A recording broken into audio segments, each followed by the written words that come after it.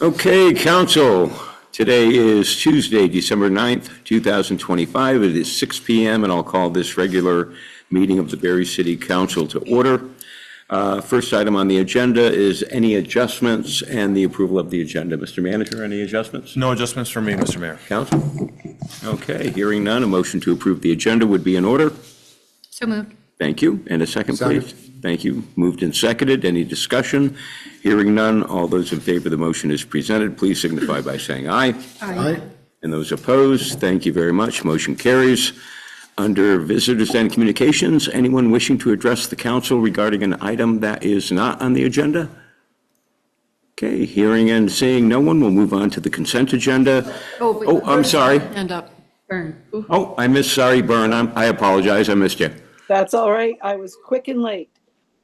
I just wanted to share that the shelter was open, the emergency shelter was open last night, and it was full, and people really, really appreciated the considerations that the community has given them. So if anybody has time to volunteer or be part of the overnight crew, they try to have 3 people for 3 shifts during the night, and people to prepare food, donations. Check with Tess Taylor, and her information is, on the website. And I really appreciated, Nicholas, the regroup message about the shelter. I think the more people are aware of it, the more that they can also participate. So thank you for getting that out to everybody in the city.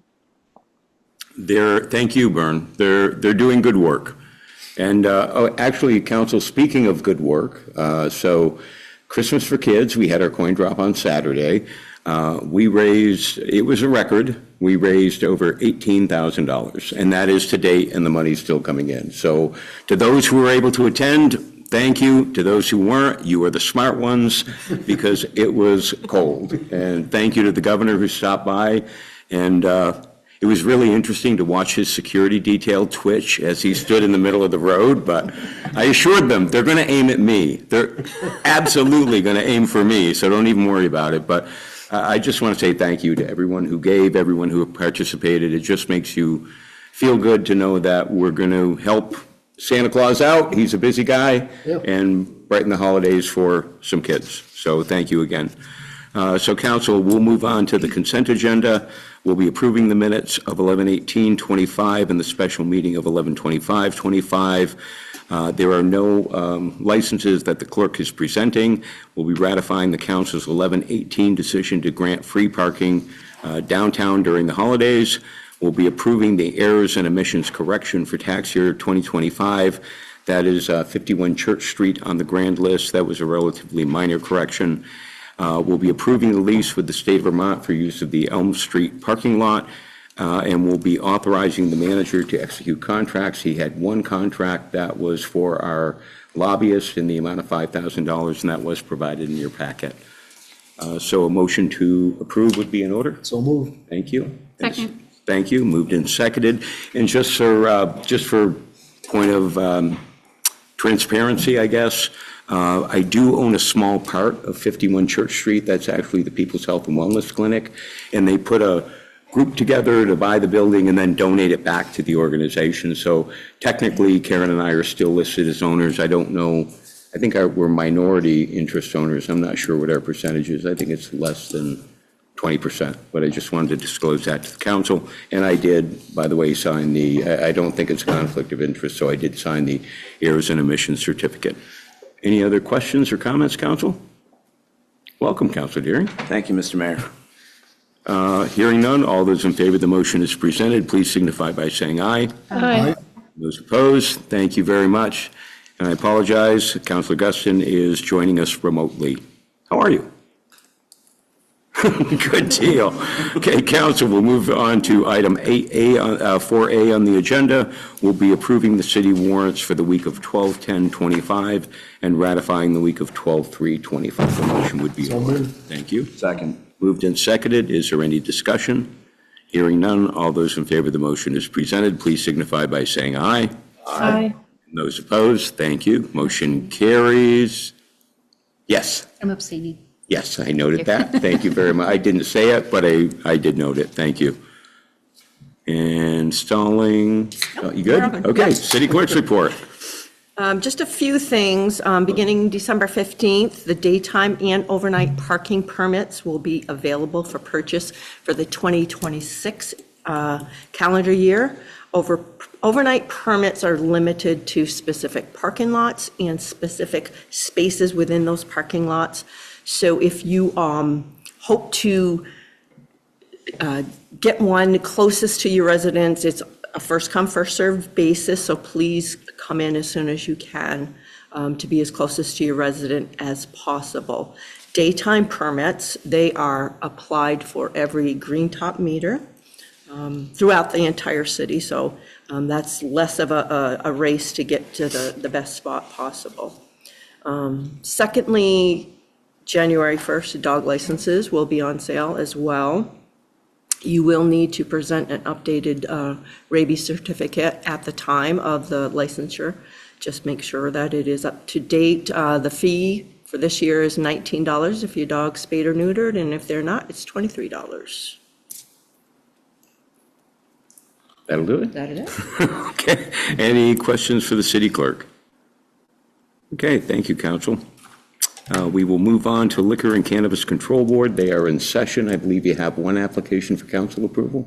Summer Street Tavern, she has her third class and her first class liquor license renewed. Both the police chief and fire marshal have signed off on that. Thank you very much. A motion would be in order. So moved. Thank you. Second. And seconded. Motioned and seconded. All those in favor of the, any discussion? I apologize. Hearing none, all those in favor of the motion as presented, please signify by saying aye. Aye. Thank you. And those opposed, Liquor and Cannabis Control Board is adjourned. And it's your turn. Thank you, Mr. Mayor. How is hockey this week? Not my no A hat game. trick for you, No hat buddy. trick this week. No, it comes and goes. Just want to remind residents about the winter parking ban rules. We've done a little bit more towing than normal. I've had a few more visitors to my office than normal. Surprised about being towed.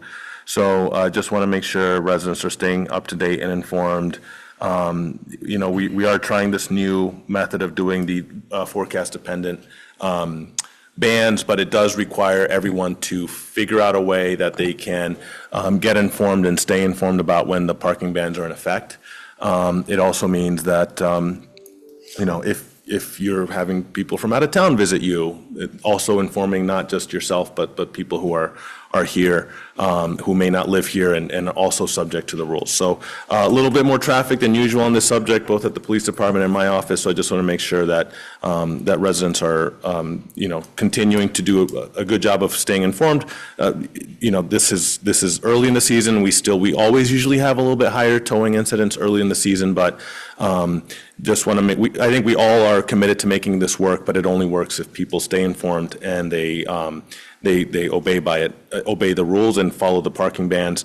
We do our best to issue parking bans well before the evening so that people have time to make plans. Sometimes we depend on forecasts, which, as everyone knows, are as good as they can be, but they're not perfect. So sometimes we may issue bans when it's not snowing. You still have to respect it. That's because we don't know what's going to happen. So anyway, I just want to, I'm really committed to making it work. I think most people are. Just want to make sure that everyone's doing their part to make sure that we can keep this really good system going.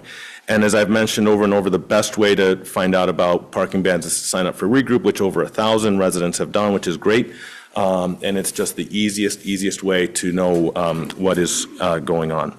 I was also going to touch on the overnight warming shelter, which Bern referenced earlier. Just want to again, acknowledge Tess and the volunteers who are running it, who are doing a terrific job.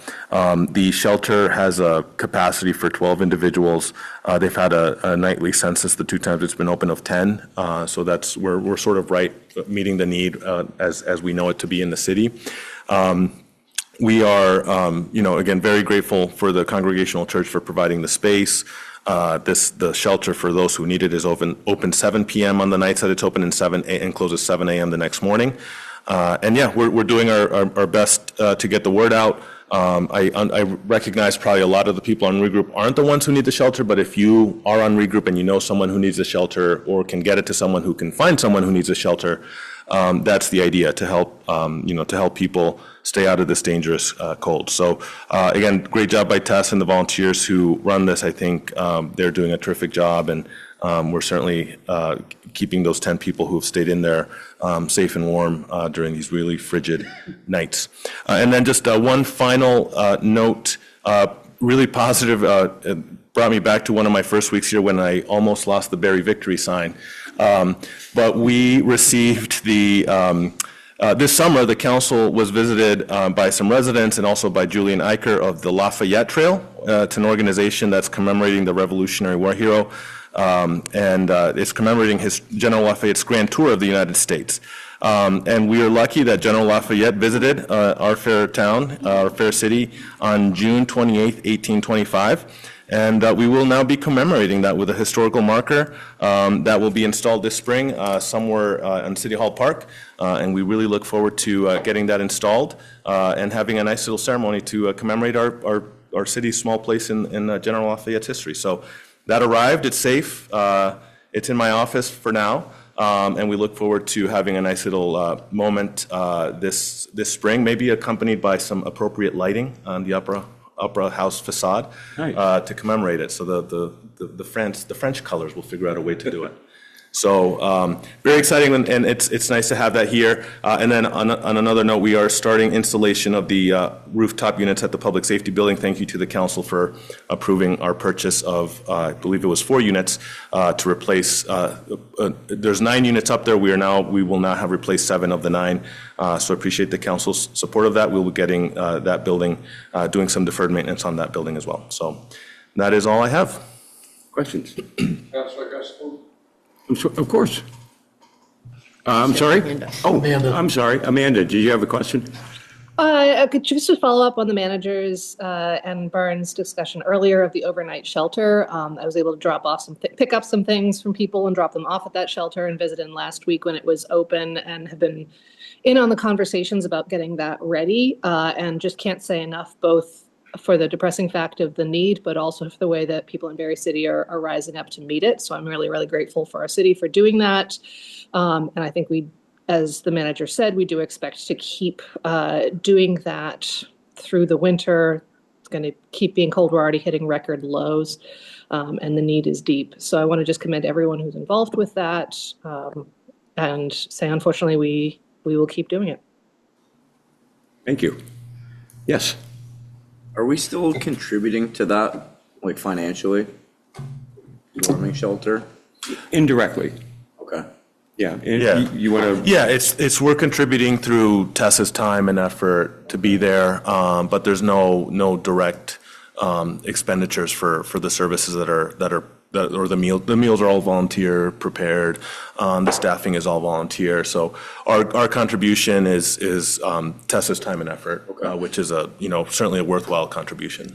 I only asked because we used to put money into a warming shelter at the library. We do contribute to a daytime warming shelter, but the overnight warming shelters are separate. Yeah, Okay. we help our contributions to the daytime warming shelter support.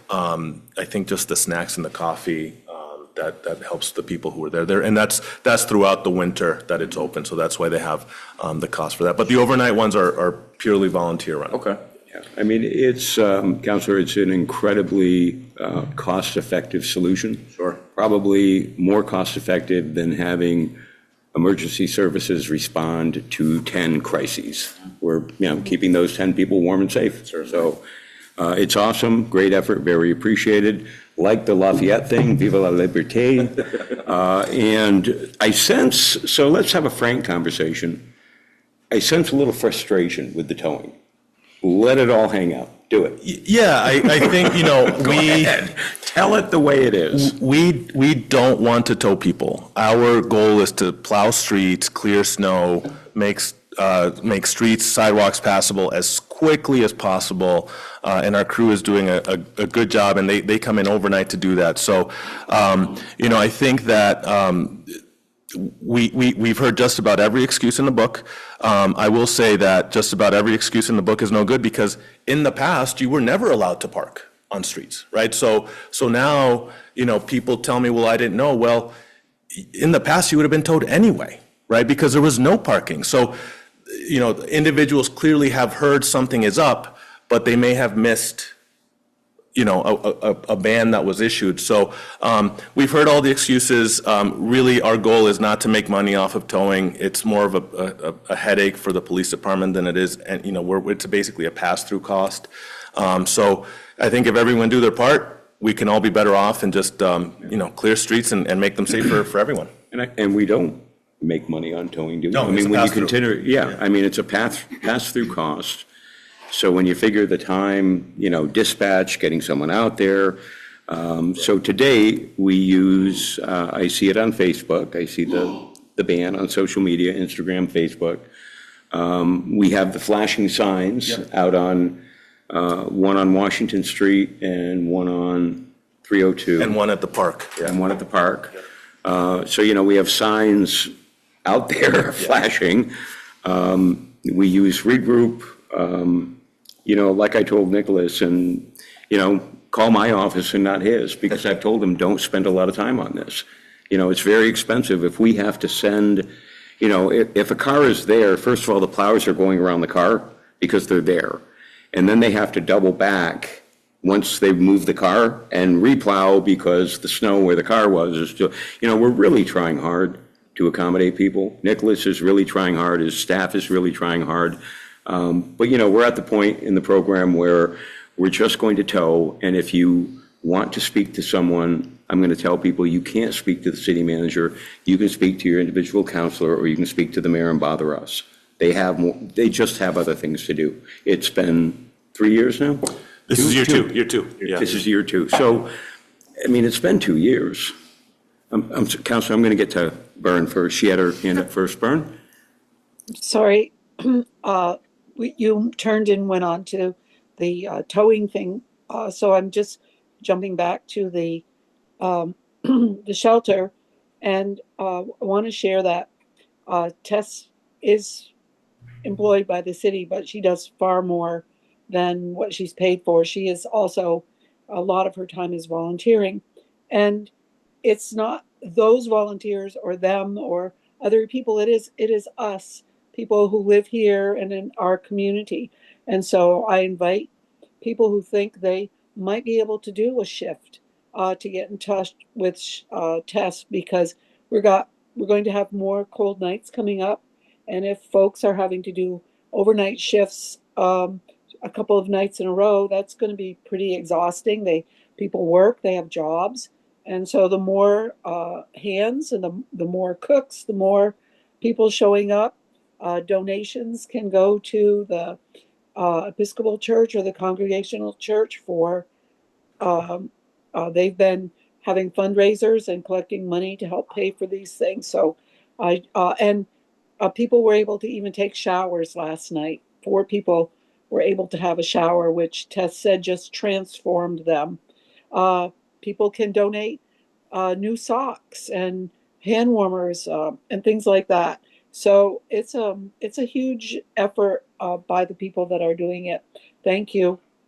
Thank you. Councilor Spaulding? My question is about the shelter, and I asked this question before, and I'm glad that Tess is here. I'm really pleased that we have space for emergency shelter for 12. What I'm wondering is, did we have to turn anybody away? And if so, how many people?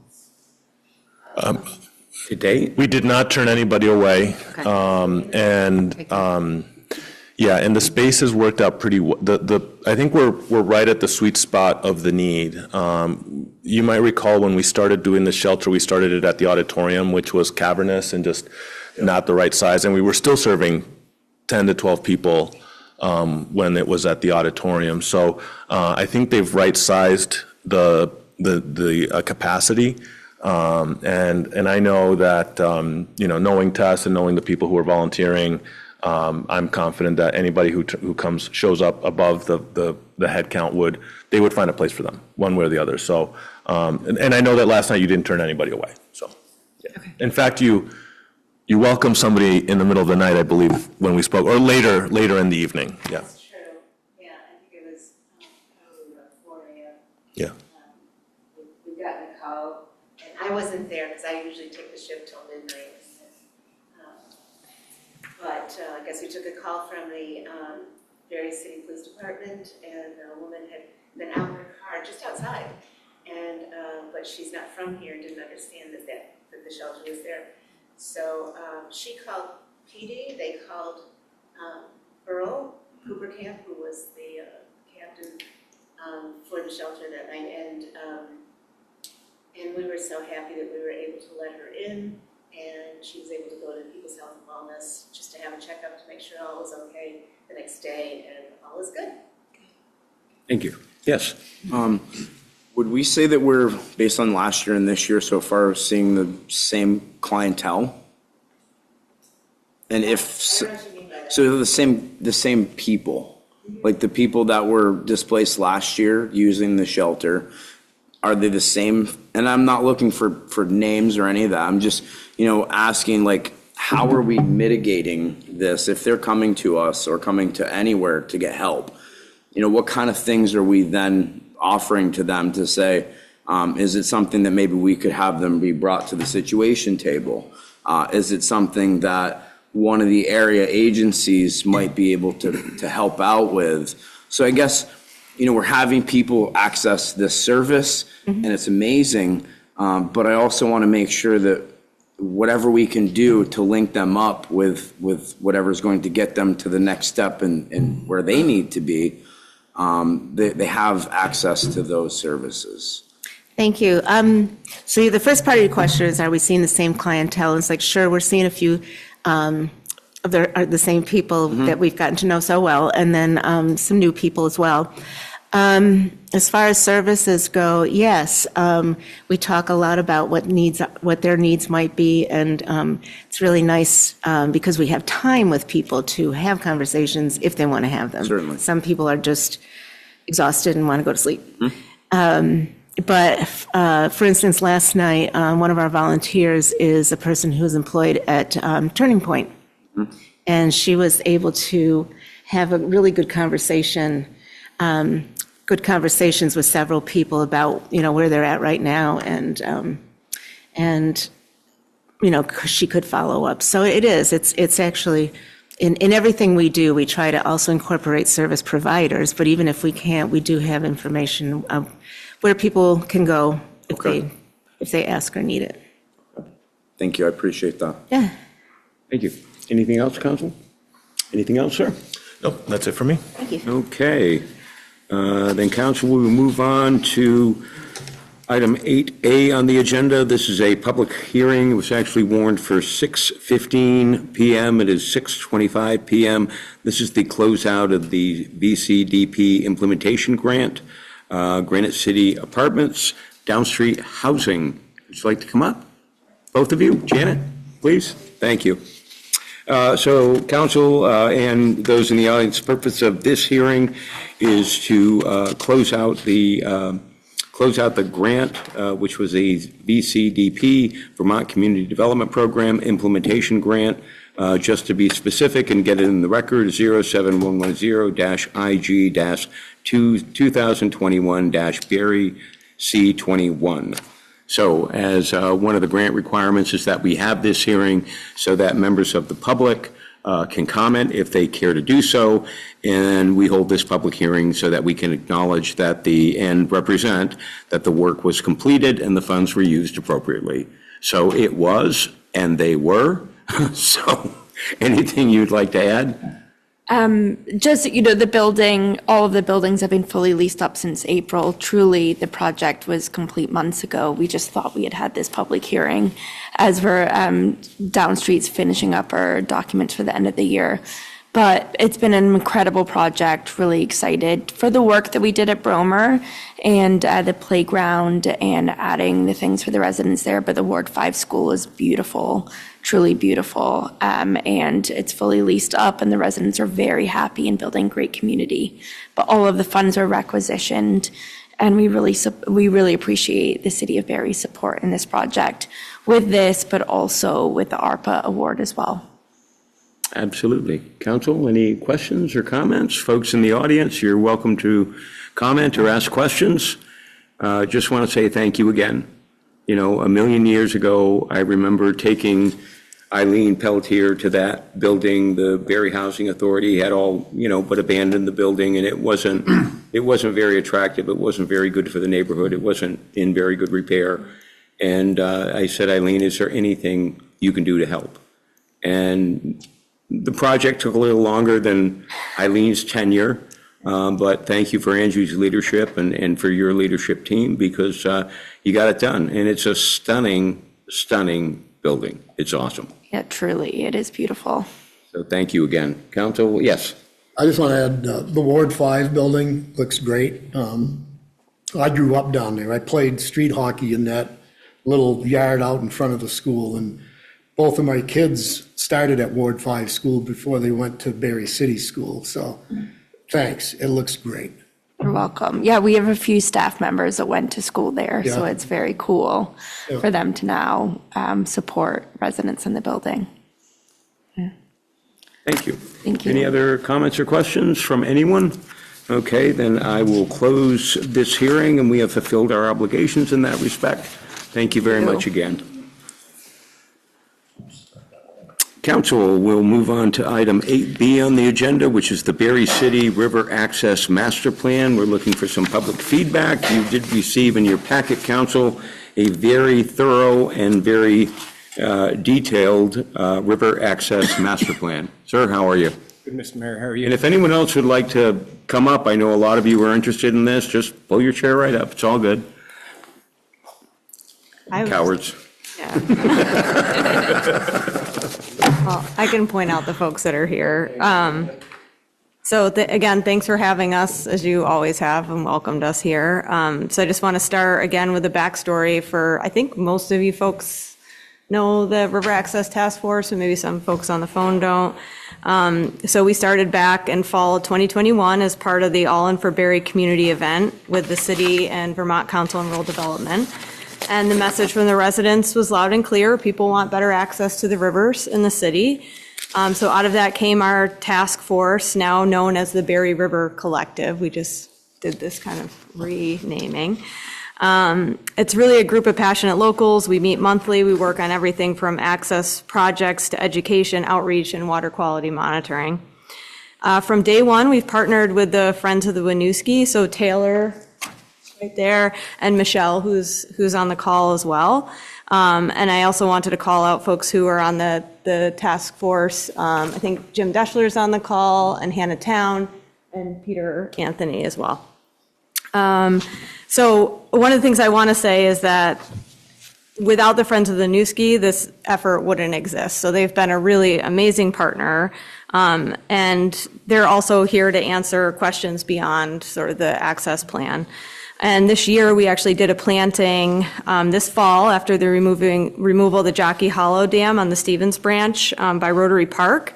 And so that included community members and the Mad Dog chapter of Trout Unlimited. So work is, happening on the ground and continues to happen on the ground. So tonight's plan represents a really big investment, and we want to make sure it stays connected to city planning and future projects so it doesn't just sit on a shelf. We may also reach out to the city down the road for match support as we turn these ideas into real projects. And we'd really love your input on priorities so we can focus on what matters most, not just to the community members, but also to council, and what's most doable, really, because you kind of know what's going on. So at the end of the day, this is really about getting Barre residents safely and easily to the river. And with that, I just wanted to introduce Dan from D&K, who's going to present the River Access Master Plan. Thank you. Thank you very much, Danielle. Mr. Mayor, councilors, I appreciate it. It's been a privilege to work with the city and all those members that Danielle spoke about, members of city staff as well. Mr. Manager, thanks. I'll do a little loop with my hand to advance, Perfect. and I'll be looking as well at the screen to keep my own place. What you received in your packet is actually a subset of a Appreciate it, Mr. Mayor. Detailed document. We wanted this evening, however, to highlight some of the background of how we got here, some of the process, the outreach, and also some of our recommendations for moving forward. Once again, my name is Dan Mallach. That's M-A-L-L-A-C-H. I'm a licensed landscape architect and certified planner, AICP. I work with Du Bois and King out of our office in Randolph. I'm a resident of Braintree. Again, happy to be here. We'll try to move this through efficiently. A lot of slides, however, I do want to make sure there's time for questions from any of you. And the grant, this VOREC grant, this Vermont Outdoor Recreation Economic Collaborative Grant, state grant, is actually going to continue through March with additional monies to Friends of the Winooski River to engage with the community further, connect with you all and city staff, and have the outreach ongoing. And there are a lot of other things happening fortuitously that are aligned at the exact same time. So this is a great time for us to be doing planning and design, while engineers and others are also working on river hydrology and the fundamentals of flood resilience throughout the city and the watershed. Danielle mentioned a number of the people on our steering committee that offered a lot of the guidance throughout the project, both at a high level, but also coming to our events, offering background, telling their stories, and helping with some of the advertising. So a lot of those folks are listed right there on this page.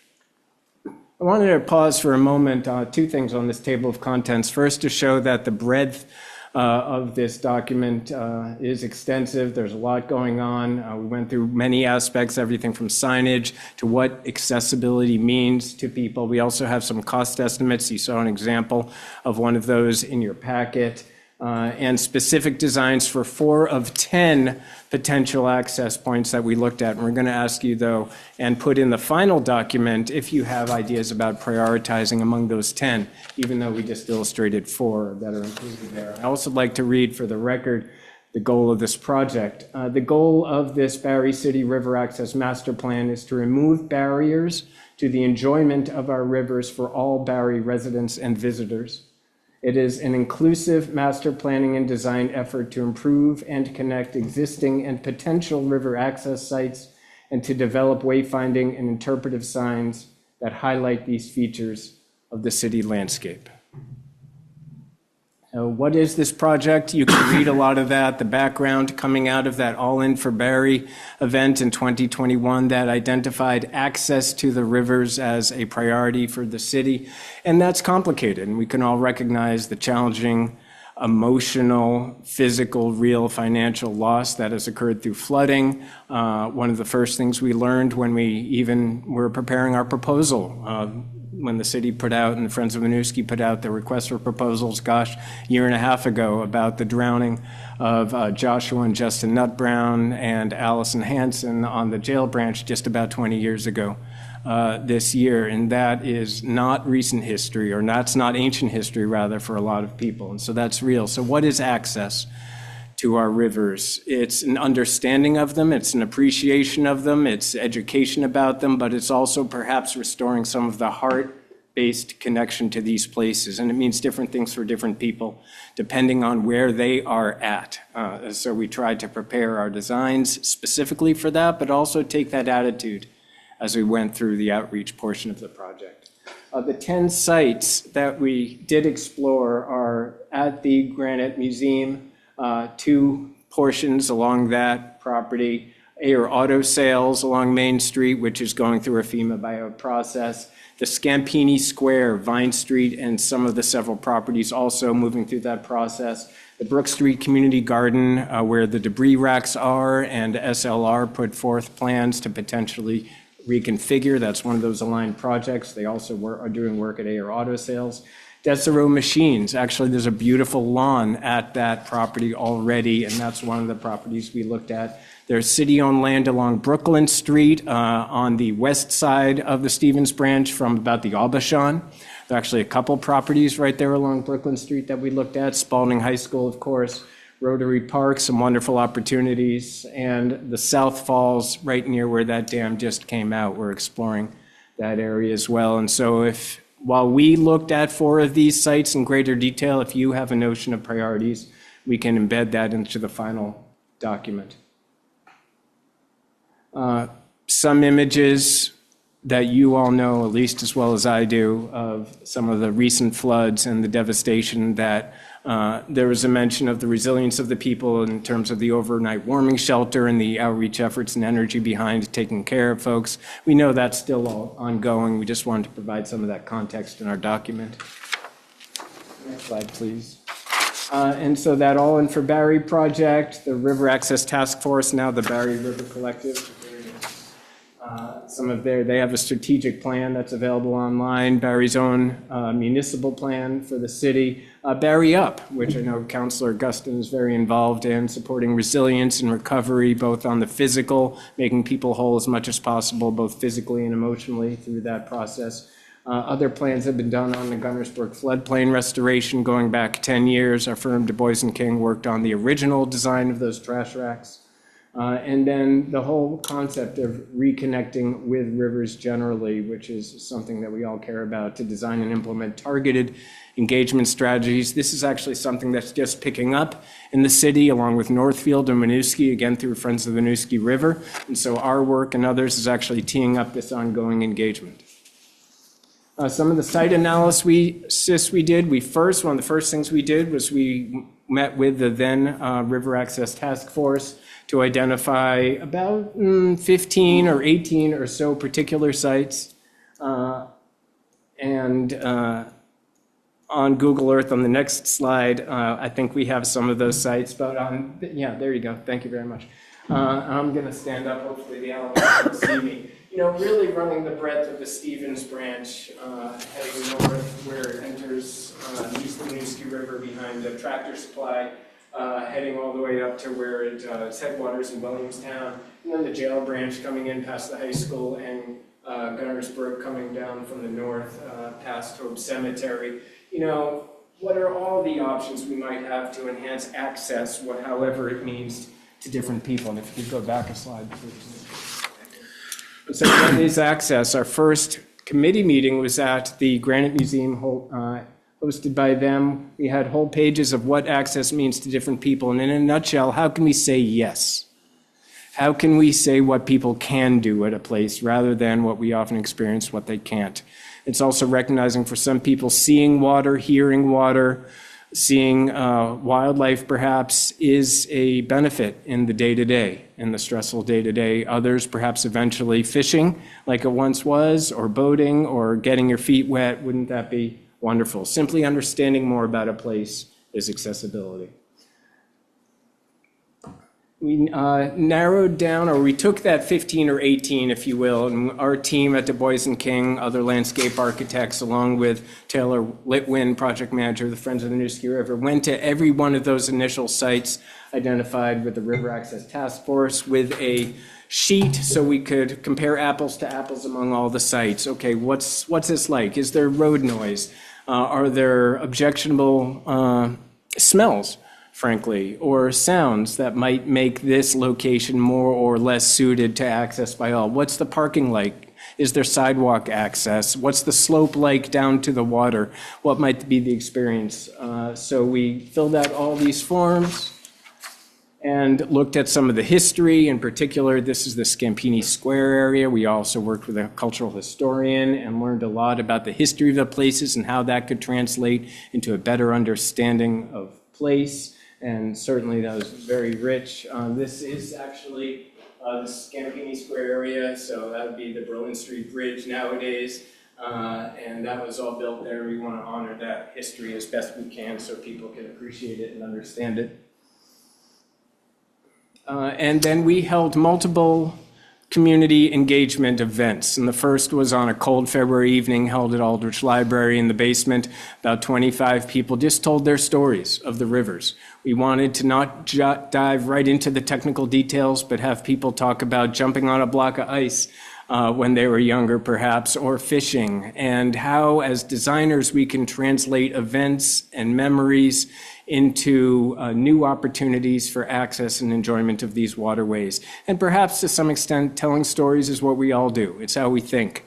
And so it's also a way perhaps to heal or to move on in a heart-based way, as well as extracting design opportunity. So that is one of the ones of the Riverwalk. Actually, two of the folks that came to that River Stories event at the library drew this. We have paper out on the tables, and it says River Stories up here, and it's that kind of creativity that we want all the citizens of the city and visitors to be able to bring to a project like this. And one of the reasons it was so gratifying for us as professionals to see this. So we had that River Stories event. Here is our Riverwalk.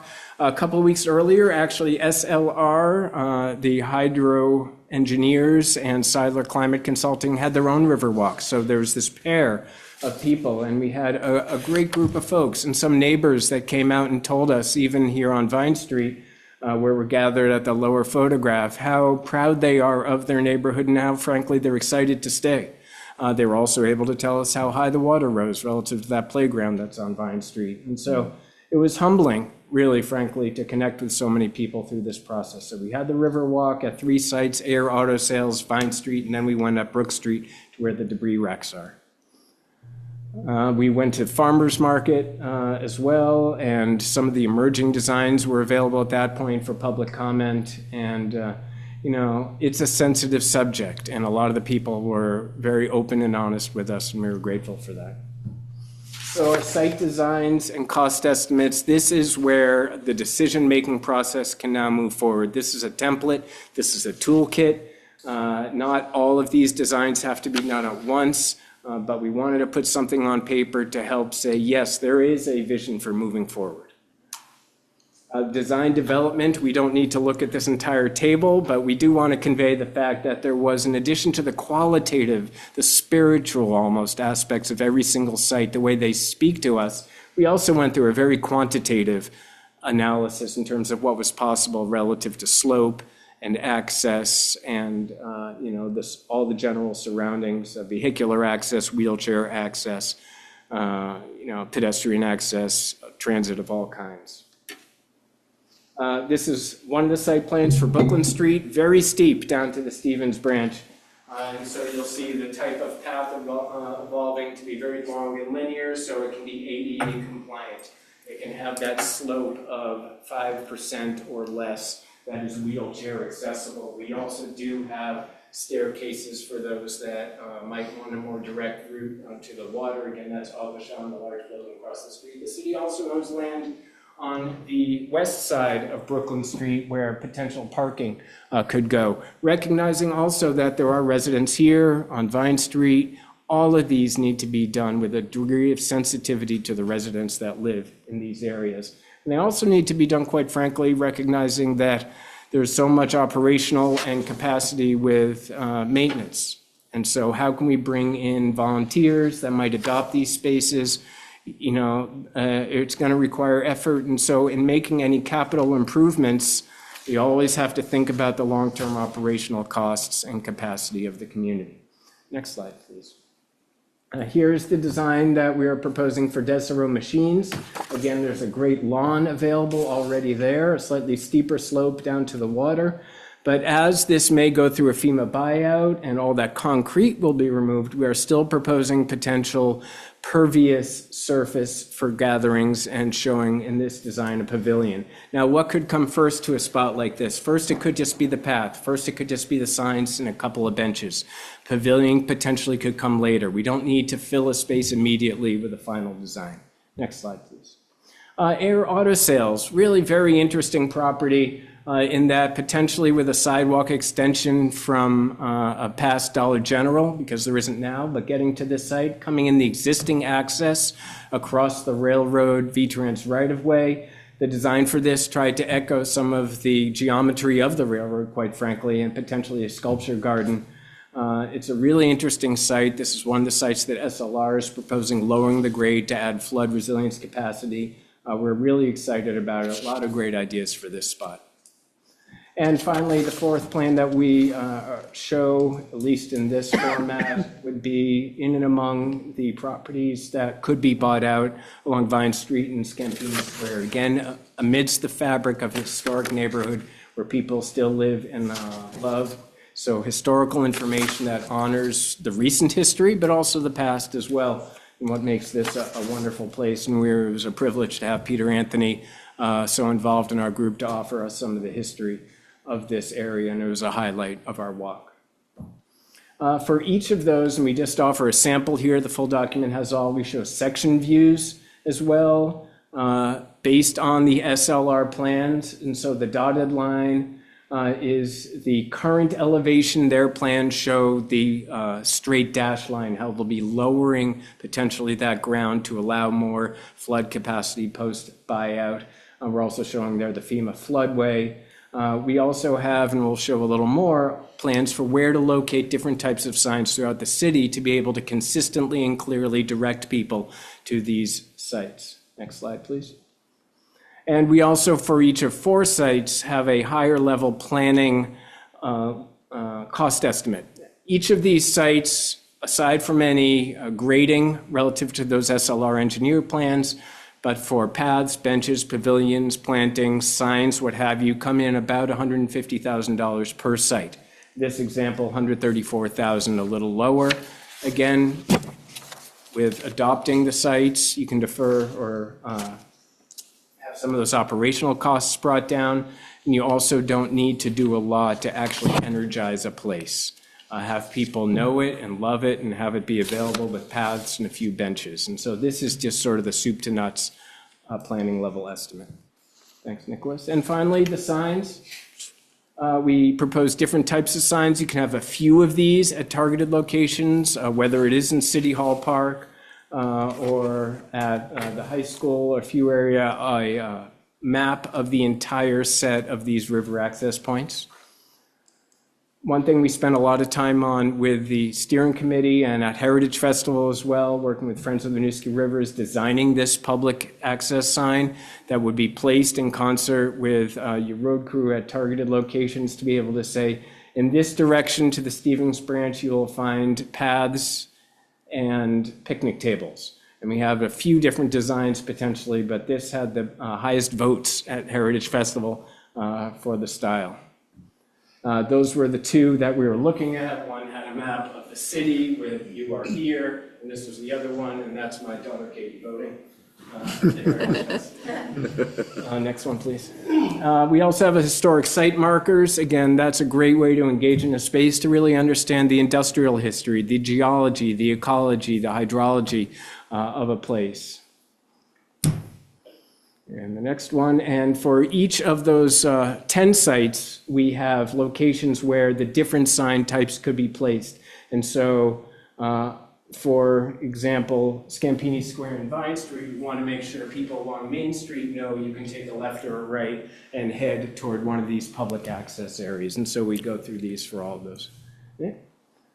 Again, here's the same kind of thing for Spalding High School.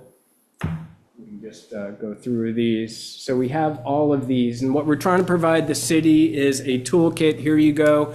Here are estimated costs. Here are where signs could go. Here is how they could be built and designed. We do offer some more ideas about color and contrast and appealing to different people who might have low vision or the needs for certain types of contrast. The full report offers some of these design details. Next, please. And other guides about potential permitting and how to prioritize the path network and the signage. First, different things. FEMA has specific rules in some of these buyouts properties about if you're going to put in a picnic table or a bench or even a pavilion, how they have to be anchored into the ground, and they're very specific that way. But there are opportunities to do that. And so these needn't just be blank slate sites. Again, we want to offer opportunities for wheelchair access, and that just means a certain type of table, or people with low vision or blindness, a certain type of bench or opportunity or place for their dog. So the final full report has several pages of this type. And the planting. A lot of people on our walks, as you can imagine, especially if some trees might be coming out with redesigns, what can we put in that's native and pollinator friendly? So we offer some suggestions there. And grant resources, all important. And of course, a lot of your staff, your city staff is well aware of this, these opportunities, but we just wanted a one-stop shopping in a document as much as possible.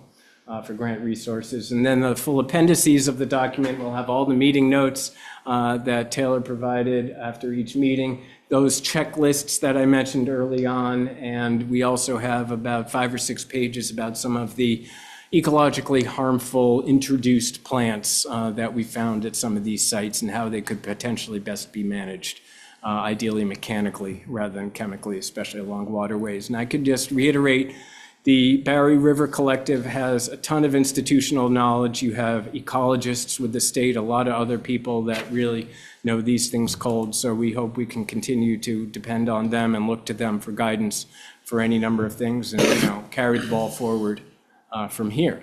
So I'm willing to take any questions you may have and then go back perhaps, Mr. Manager, to that list of 10 so we can discuss what sites might be prioritized depending on the timing of FEMA buyouts or other city initiatives.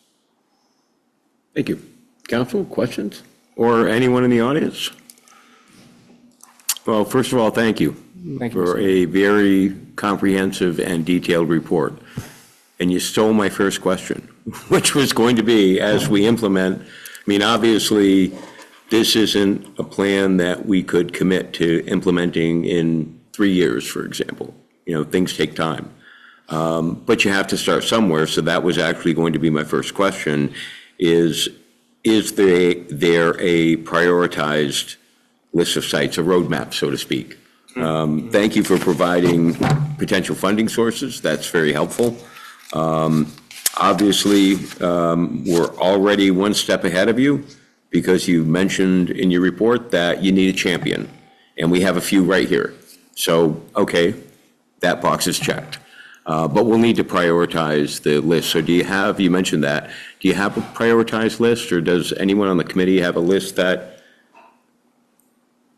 I would think Scampini Square, I love the Prohibition story, you got me right there.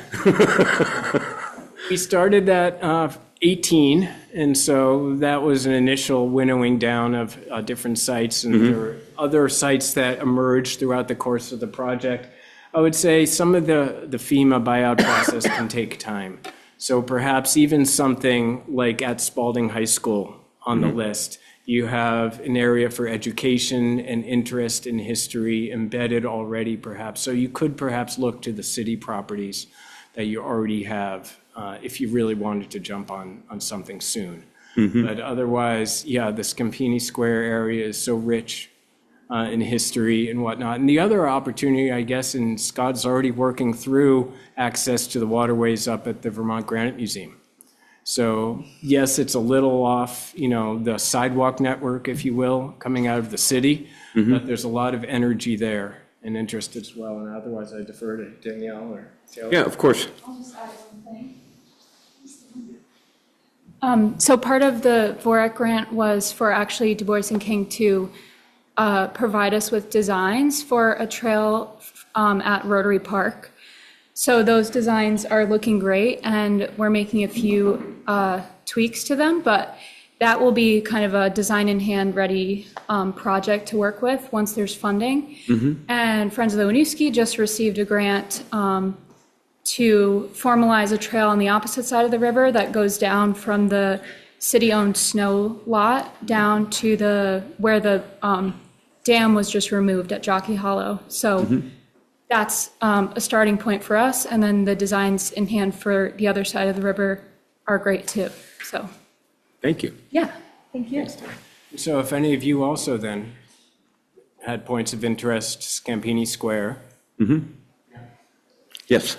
For me, it would be Spalding, at Spalding High School, because I really do think there's wonderful educational potential there already with the students. Good, thank you. Council?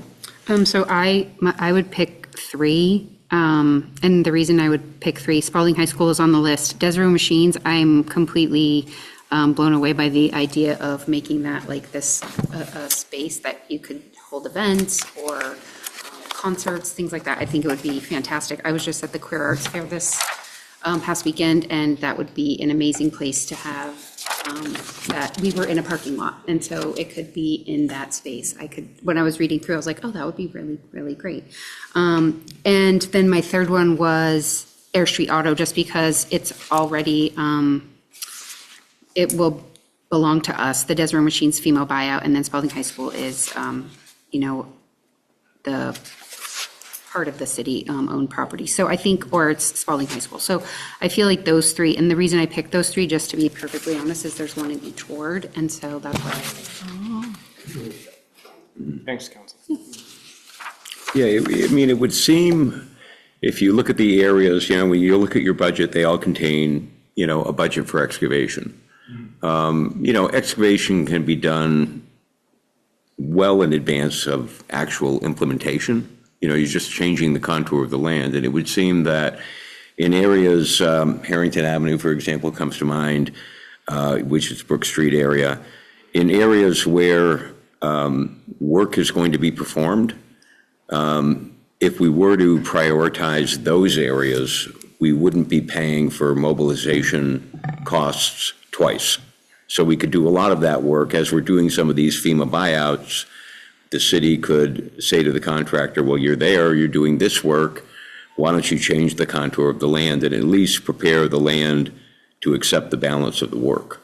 So it would seem, just from a cost point of view, because it's not like we're brimming with money here, let's face it, but from we'd like to start moving on this, so it would seem to me that that would be the most cost-effective way to do it. Great, Mr. Mayor, thank you. Yes, Amanda. I just want to put in, I think your point is extremely well taken into that end. The sites at Scampini Square and Air Auto both have buyout work coming as part of the federal buyout process. And both of those sites, in addition to having really some tremendous access potential, will also have mitigation potential for flooding reasons. Lowering the land there both creates these green spaces and provides overflow space for the water to go. So I think those are kind of both twofer sites. I frankly like all of the sites. I think we should work our way through the list, but those both rise to the top for those reasons for me. Thank you. Anything else? Yes. I'll just say it. So my biggest concern with river access has been the condition of the sites on the river. We talk about Rotary Park, that site down there, where there's lots of encampments, lots of needles, lots of things where we really don't want to bring, I don't want to bring my kids, because it's just not safe. I like some of the other opportunities that are more open in space. And I feel like some of the seclusion of some of the access points make it so it allows folks to be engaging in those behaviors. I really love Rotary Park in the South Falls. It's really some of my favorite places to visit.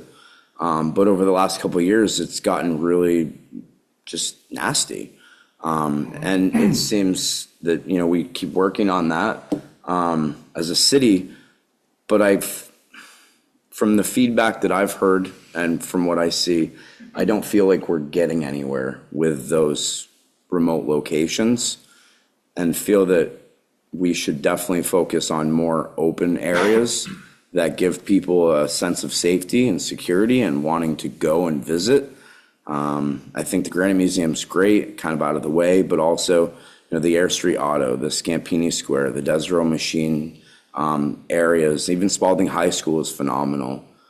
But I really worry about creating like number 9 and 10 when it's not safe.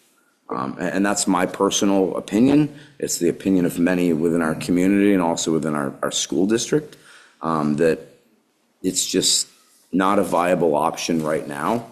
And it was a discussion that some of us on this council had on Monday evening, last night, about that. So that's really my biggest concern with being in a place that's remote and not taken care of, I guess, for lack of a better term. Councilor Rithier? So I contemplated bringing that up, but I really didn't want to. But I will concur with Councilman Aaron. That was my first, it all sounds great, but we've had history of what goes on. We did last year clean up a site, and now it's full of needles. relevant, irrelevant to the site work and all that? Yes and no, but I just want to say that that was one of my biggest concerns, and I concur with Councilman Darren on that. Amy Gelford? Hi, thank you. One safety question I had is whether we could get any input from maybe like fire and EMS about what they think about sites or how things work for, posting a sign won't keep people out of areas that aren't safe to swim versus ones that are. But I guess it might behoove the city to have signs related to safety or whether things are swimming access or not to be clear to people. I had a couple picky things, no surprise about the Scampini Vine thing, like kind of looking at page 36 on the master plan or 52 of the packet.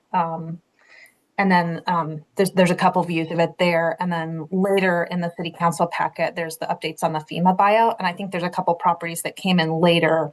So they're probably not reflected in this master plan, but they're actually literally adjacent to the green space in here. So that might be something where it can even be extended more in terms of the landscaping and planning the green space. Like I think the property, I think it might be for 15 Berlin Street, right adjacent to the bridge, shows up on one of the later maps. The maps on page 89 and 90 of the packet look like they're different sets of maps, but they actually are the same geographic area and overlap with this one. So I think it would be good to make sure all the buyouts are reflected, because there might be opportunities to make things bigger or where to put things.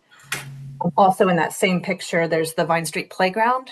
And so I wonder how that can be integrated with that neighborhood, because that's already a city resource, a city recreational resource. So I think, it's on the map, but it's kind of not, I didn't see it, almost I missed it in the text being connected there. And then the last thing I wondered about was what the plan is for Scampini Square. Right now, it's kind of a one-lane horseshoe, a little bit bigger than one lane. So I'm curious what the plan is for traffic as those properties come down. Is it going to be just a small dead end on one side of Scampini? Because it seems like that would affect the plan there, and whether parking is going to be on Vine Street or Scampini. Thank you. Did you want to, I think you had a question about parking? Yeah, I can't, I'm sorry, weigh in on that. No, that's all right. Yeah, No, but it's- I see you making notes, so no, that's I'm making perfectly notes on fine. everything, because these things actually should be in the report as important issues to have nailed down. And the counselor's 2 points are concurring points about access and current activities and safety and security were really well said and very well noted. As to the road configurations of Scampini Square, I'm not positive, but we will also, thank you very much, check the current status of some of the buyout properties. We could have been working off earlier iterations of that. But if others are aware of how that area might be reconfigured for traffic, that's very interesting. Thank you. Yes. I can address the buyout issue. I think the one that Amy mentioned about 15 Berlin Street was a buyout that came in after the fact, connected to CDBGDR, so it's not undergoing the normal FEMA buyout process, which isn't why it's not involved in any of the maps that you've been working with. So it's sort of a subsequent round that would be on a very different timeline if it's awarded. Yeah, so thank you. Okay, and is that also true for the other era auto property on West 2nd? That's still That's penciled in? under the FEMA buyout property, but it's adjacent, it's across the river from where the Vine Scampini plan is being drawn. So I don't know if there's a way to connect it feasibly, but it's across the Stevens branch from where we've been talking about. Yeah, thank you. And councilors, thank you for raising that issue. And thank you for, as you said, doing it the way you did, being respectful. Let's not kid ourselves. For us to complete all of these access points within, let's say, a 5-year period would be a really big lift. 10 years would be more like it, and probably some of these access points won't make the cut, because the point was, right now we have virtually no access. So if we could complete 5 sites in 5 years, I'd consider that a big win. With regard to your comments about unwelcome activity, look, we all deal with that every day. And I think back to when Karen was doing 47 North Main Street and she insisted on flower boxes. And my first reaction was, they're going to get destroyed, honey. People are going to pull them out, they're going to get wrecked. And they did twice. And every time they got wrecked, she'd put them back, and Rich McSheffrey from the Cornerstone would put them back. And since then, Rich has adopted them, and he takes pride in them. And for whatever reason, people leave them alone. When we encountered that type of behavior in City Hall Park this summer, Nicholas put a quick stop to it.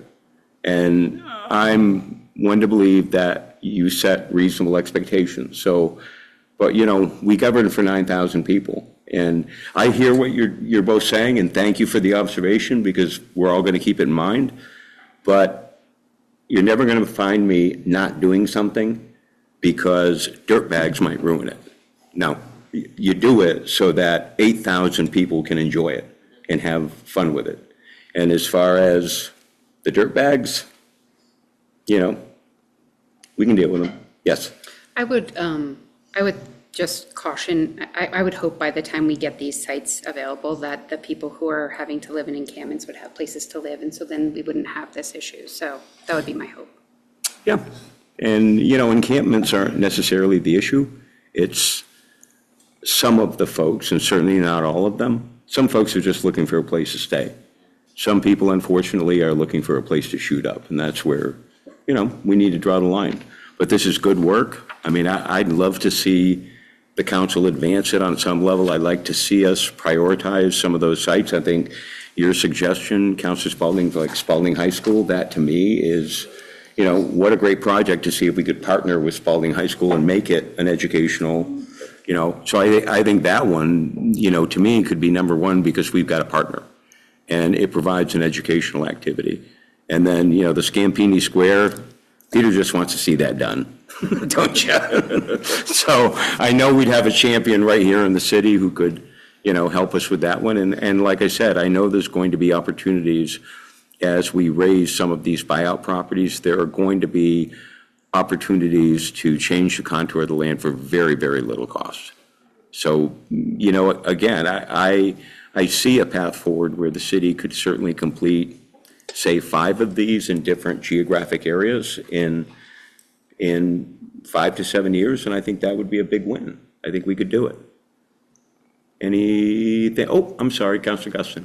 No, it didn't miss me by too much. I just, in response to sort of your comments about prioritization, Mayor, and about sort of timeline and things like that, we currently have an item in the flood resiliency plan that is to support the River Access Task Force, and we've done that by giving them a platform and sharing folks their events and sending people to some of the events that that led to this River Access master plan. But in the next iteration of the flood resiliency plan, which we're still a little bit ways away from, but when we update it the next, it could be that we as council work with the River Access Task Force and pick one of these sites specifically to be the plug in that piece of the plan and sort of lend, find funding opportunities and partnership for that. So we could sort of turbocharge some of this work in that way in partnership with the task force.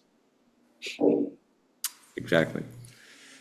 Any other questions, council? Folks in the audience, any comment that you'd like to make? Oh, I'm sorry. Michelle Braun, how are you? Good, thank you. I'm delighted that this is so well received and that the council is so interested in advancing it. And I just want to say on behalf of Friends of the Winooski that we are a partner of the city as well, and we work closely with the River Access Collective in Barre, but we will be looking out for opportunities to fundraise for implementation on these. So hopefully we can work together on them and see that that payoff in 5 years. That would be awesome. Thank you. So, what I'd love to see, you've got a great group here in terms of your steering committee. I'd love to see the steering committee come to us with pick one. and look at us and say, okay, we challenge you to get this funded in 6 months and get it done in 13. We'll get it done. So, like I said, it would be really helpful to see the steering committee, because you've got a great steering committee, prioritize these sites, although I have to say the Spalding High School site would have to be in my top 3. But that would be great. Just tell us what to do and we'll do it, okay? We're not always great at consensus and choices, but if we're given a good, solid recommendation as a group, we tend to pull together and get stuff done. Mayor? Yes. I just want to add to the issue up at Rotary Park. If we get in there and we clean it up, we open it up, we found that up at the cow pasture. We had problems with people doing illegal things up at the cow pasture. We cleaned the area, we opened it up, did some cutting, made it easier for everybody to get in there. And once you do that, the bad behavior kind of moves to a different spot. So I'm not as concerned about those spots because I know we can take care of them. Understood, yes. I also just want to say, I believe you, Councilor Bergeron, and definitely believe that once we make these places nice and open and welcoming, that those negative behaviors, those unwanted behaviors that we're seeing, for the most part, will go away because it will drive more of the positive impacts that we're looking for. I'm so pumped about this because often in the summer, me and the family are always looking for somewhere to go other than the pool, and you kind of have to take a drive. So if you could just go down to the river and cool off, it'd be great. So I know that that's something that's really important to many of the people within this community. So thank you for all the work that you and everybody on the task force is doing. It's great work. Thank you. Anything else, Council, or members of the audience? Once again, to all of you who have been working on this, thank you. I know it's taken a lot of time. You've put a lot of time into it. It's not going to be a study that sits somewhere and is looked back on fondly in 10 years. It's going to be something that, you know, on some level is implemented and hopefully, I mean, my preference would be implemented within the next fiscal year. Because, you know, we have these opportunities with, you know, I mean, we still have CDBG-DR funds that were available. And, you know, one of our applications actually included the Air Street site and it was river access. You know, I suspect the state will be seeing that one again in the second round. So, you know, there are always opportunities out there if you can dig hard enough and deep enough to take advantage of them. So, you know, thanks, sincerely, thank you for your good work.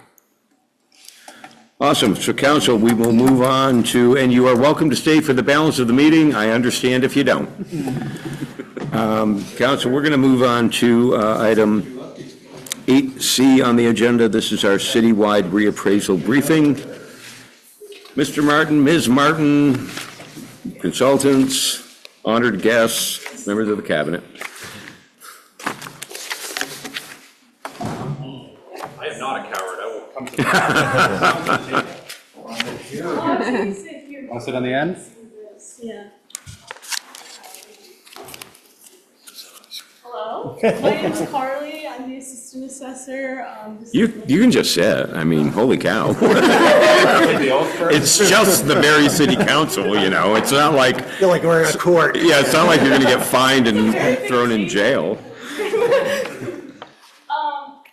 Nicholas has asked us to come to talk about the reappraisal. So we put together a small PowerPoint.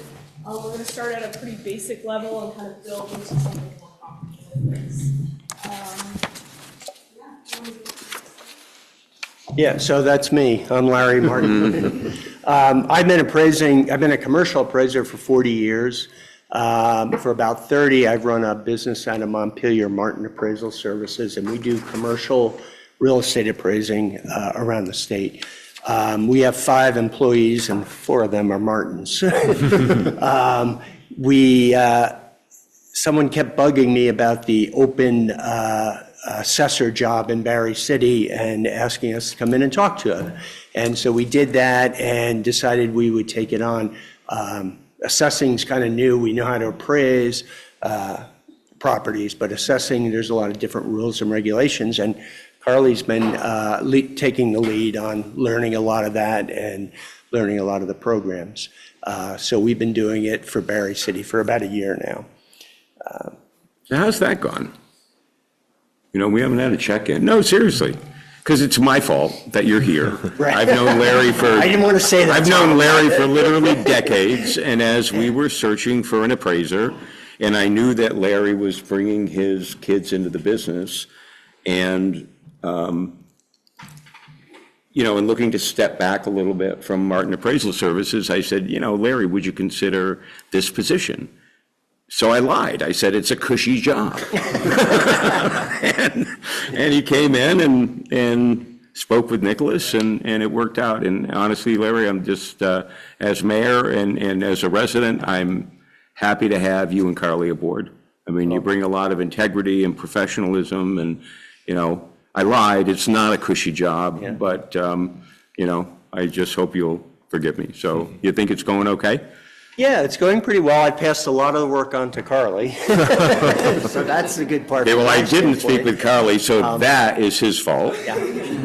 I'll just say this, is that my name's Matt Krajewski. I'm the assessing consultant, the reappraisal vendor. Carly, from working with her short-term here, is one of the most dedicated young professionals that I've seen come into this career in a long time. I think that you're really lucky here in this city to have somebody like her and her professionalism, her willing to want to learn, to be better.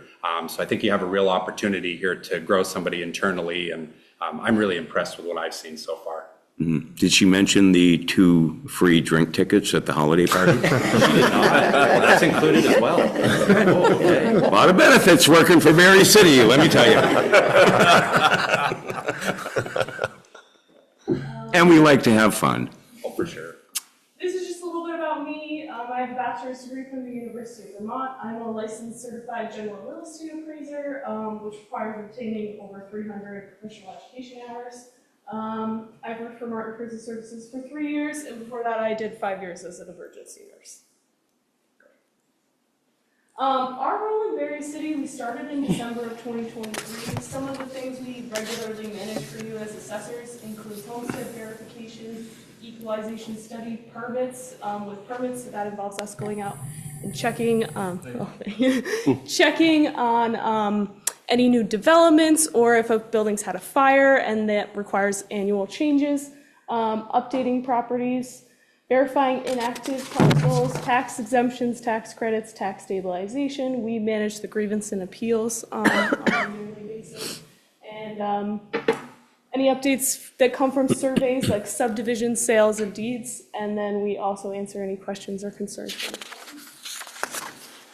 Before we get too far into everything, I thought it would be good to start with a couple basic definitions.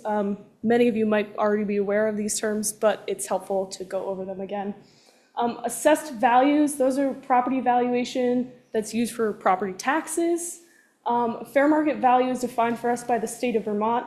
It's the estimated fair market value of a property is the price that the property will bring in the market when offered for sale and purchased by another. That definition goes much longer. I shortened it.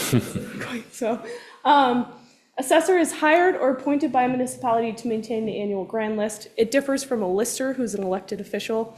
And just for clarification, Matt is a contracted appraiser who's doing the mass appraisal for the reappraisal. So he's only here for the reappraisal, whereas the assessors annually manage the grand list.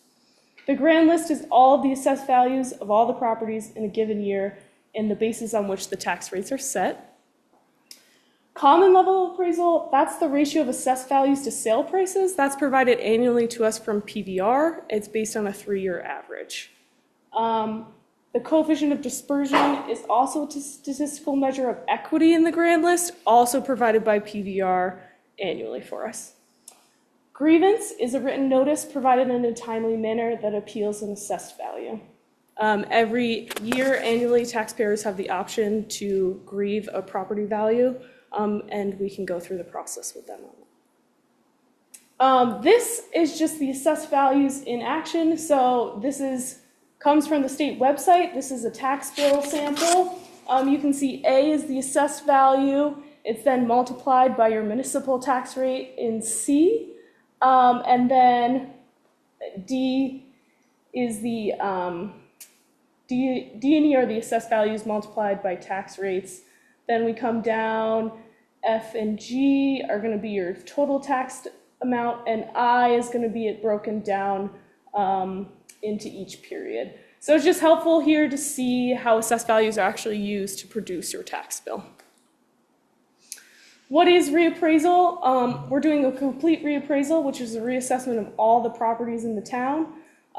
This includes interior property inspections, development of new land and building pricing schedules, and adjustments and factors. The goal must be to implement new values for all properties that reflect 100% of fair market value. That comes to us from PVR, from the state. That's what they want. What it'll generate is all properties will be reset to the current market, and everyone will receive a new assessed value. Why is Barre City doing reappraisal? Barre City has been ordered to do reappraisal based on the coefficient of dispersion. You'll see your CLA and COD over here year over year. The coefficient of dispersion measures equity in the grand list and is provided by PVR. Vermont towns reappraise when the COD rises over 20. A COD of 10 or less is considered good. Your COD went over 20 in 2022, and it's been rising steadily ever since. You'll notice from 23, 24 to 24, 25, there's a bit less of a jump. That's probably related to our work following up on permits and all of this.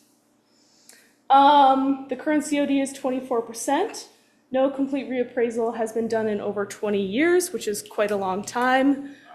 New legislation is asking us to do it every 6 years, so 20 is quite a distance. And the reappraisal orders were issued in 2023. It's important for residents and all of you to understand that Barre City is not alone in the challenges ahead. As of June 2025, 151 towns in Vermont have orders to reappraise, which is about 59% of the municipalities. The statewide CLA is only 72.36%, and CLAs across the state range from as low as 45.9% to as high as 111. We also see CODs ranging from 1.57% all the way up to 41. The average is 20.5. Who is that? 41%. Killington's having some problems. 41.12%? Not a lot of equity there. There's a lot of towns in Vermont that have only like 100 parcels, so it's hard for them to get some of these statistical measures really very close. Yeah, you don't want to talk trash about another municipality. I will be looking that up tomorrow. Because it just has me curious, like, who could be 41.12%? I'm going to Google it now. Where are we in the reappraisal process? So in 2022, Barre City executed a contract with New England Municipal Consultants to do a reappraisal for 2026-2027 tax year.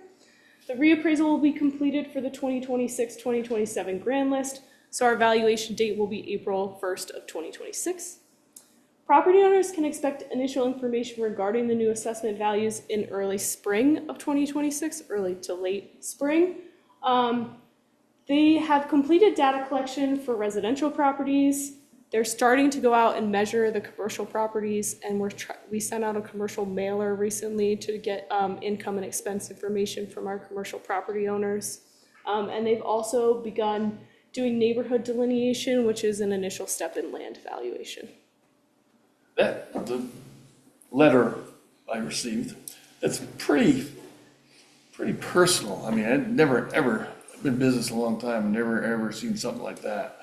And they make sure they show the statutes, why it's legal for them to do that. I'm just making a note. I can comment on that, Counselor. One of the things that we're at least attempting to do by sending those letters out is we'd like to consider the income approach to value versus just a straight cost approach less depreciation or a cost market hybrid. So it's our opinion that considering the income approach, which certainly we did in Montpelier in 2023, will help us to understand better what some of the economic impacts of Barre in particular are. So what are your typical rents? What does typical vacancy look like? What do typical expense ratios look like at that point? What we're trying to do, and it's a consideration of an approach to value. So if we don't see enough of a return in terms of sending those letters out, we could potentially abandon that process. But I can use the income approach to test my cost market answer to see whether I have equitable answers that suit Barre, that don't necessarily say, okay, how do I delineate between Barre commercial property and Burlington commercial property or Montpelier commercial property? I don't think it would be fair to any commercial business owner in this community if I looked at it and I said, well, you know, how would it compare to, if I just used a straight cost approach, how would I be able to create a separation there? So we're at least attempting to consider that. So what if for reappraisal, you're not a very good business person versus a good business person? I mean, that could change a lot on the value of your property. And ultimately what we want to do is that we don't necessarily need to consider actual income. It's more of just averages as we kind of average them out. Now, one of the, in terms of use PAP standards here, we want to keep those internal confidential in terms of the individual returns. But ultimately what we do is we create more of like an Excel spreadsheet that helps us to delineate what do typical rents look like? What do we look at versus sometimes actual income? I'll give you an example. I have a case in another community where an individual has chosen to advance the appeal to the Superior Court level and wants us to consider actual income in that case. Now, a good portion of his, I'll say, lost income is his ability to basically donate the space to a local academy, a school at that point. So it doesn't necessarily make that property all that it's worth, but he's choosing to utilize it in that way, whether it's a more charitable kind of a donation. We're trying to establish what a fair market value of that property is in particular. Understood. What should a property owner do when their tenant, because you're talking about contract rights. What when their tenant says, I don't want you telling people, I don't care if you list the amount, but I don't want you listing my name. In other words, you know, that's part of our business model and what we've negotiated for rent really we just don't want you using our name. Because I've heard that already from several people. And, and you can explain to them, well, this is confidential, and they say, okay, can they provide me with a guarantee, and do they understand that there could be litigation if someone finds out, there's only one place they could get it, and that's the concern they have. I'll say this to you, Mr. Mayor, certainly, that it's a concern of mine that even if an appeal reaches something like a Superior Court level, okay, could potentially an appellant choose to subpoena somebody else's information. I mean, at that point, I think we'd have a decision to make at that point that typical use PAP standards say I shouldn't share that information. And that's why at least I've mentioned to you, we want to consider that approach to value. If we feel, though, that the returns are either there aren't enough of them or we don't have enough useful information there, we may choose to just abandon that approach ultimately. And then just use the comparable sales. It would ultimately be a cost market hybrid is what we would use. We just hope that we would have enough data to be able to back up that approach to value, because you ultimately have three approaches to value at that point. So abandoning the income approach would certainly limit our approaches at that point. Yeah, and that's reasonable because, I mean, let's face it, you could get comparables, for example, on warehouse space, versus a restaurant, which obviously might be the same amount of space, but a very, very different level of finish. So I get it. Go ahead, sorry. The next part of this is just talking a little bit more about what homeowners can expect. The CLA in Barre is 67.62%. This means that assessed values are about 67.62% of sale prices over the past 3 years. As you know, the market has been rising pretty rapidly. The median sale price from Vermont property tax return in 2020 was $152,000 in Barre City. In 2024 was $243,000. That's about a 60% property value increase in 4 years. The important thing for people to understand is the CLA is a 3-year average, so it doesn't only reflect this year, it takes into account the past 2 years. So that number is not, it was likely a little bit lower if we're just looking at a single previous year.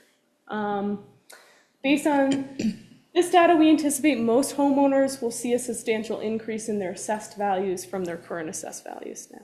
Right, but you always got to caution them. I mean, could you go back to that slide for a minute? I mean, this is really interesting because, I mean, obviously they get our CLA from sales, from comparable sales. So, you know, and it doesn't quite work this way, but what I would tell people in advance is you're likely to see a 50% increase in your value.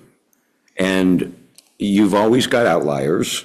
On average, it looks like, because our CLA is 67.62%, if your home is currently assessed for $200,000, you're, on average, going to get an assessment of $300,000.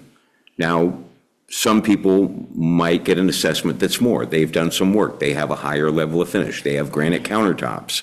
They redid a killer kitchen. Well, you know, you'll inspect the interior, make your notations, and obviously reassess based on that.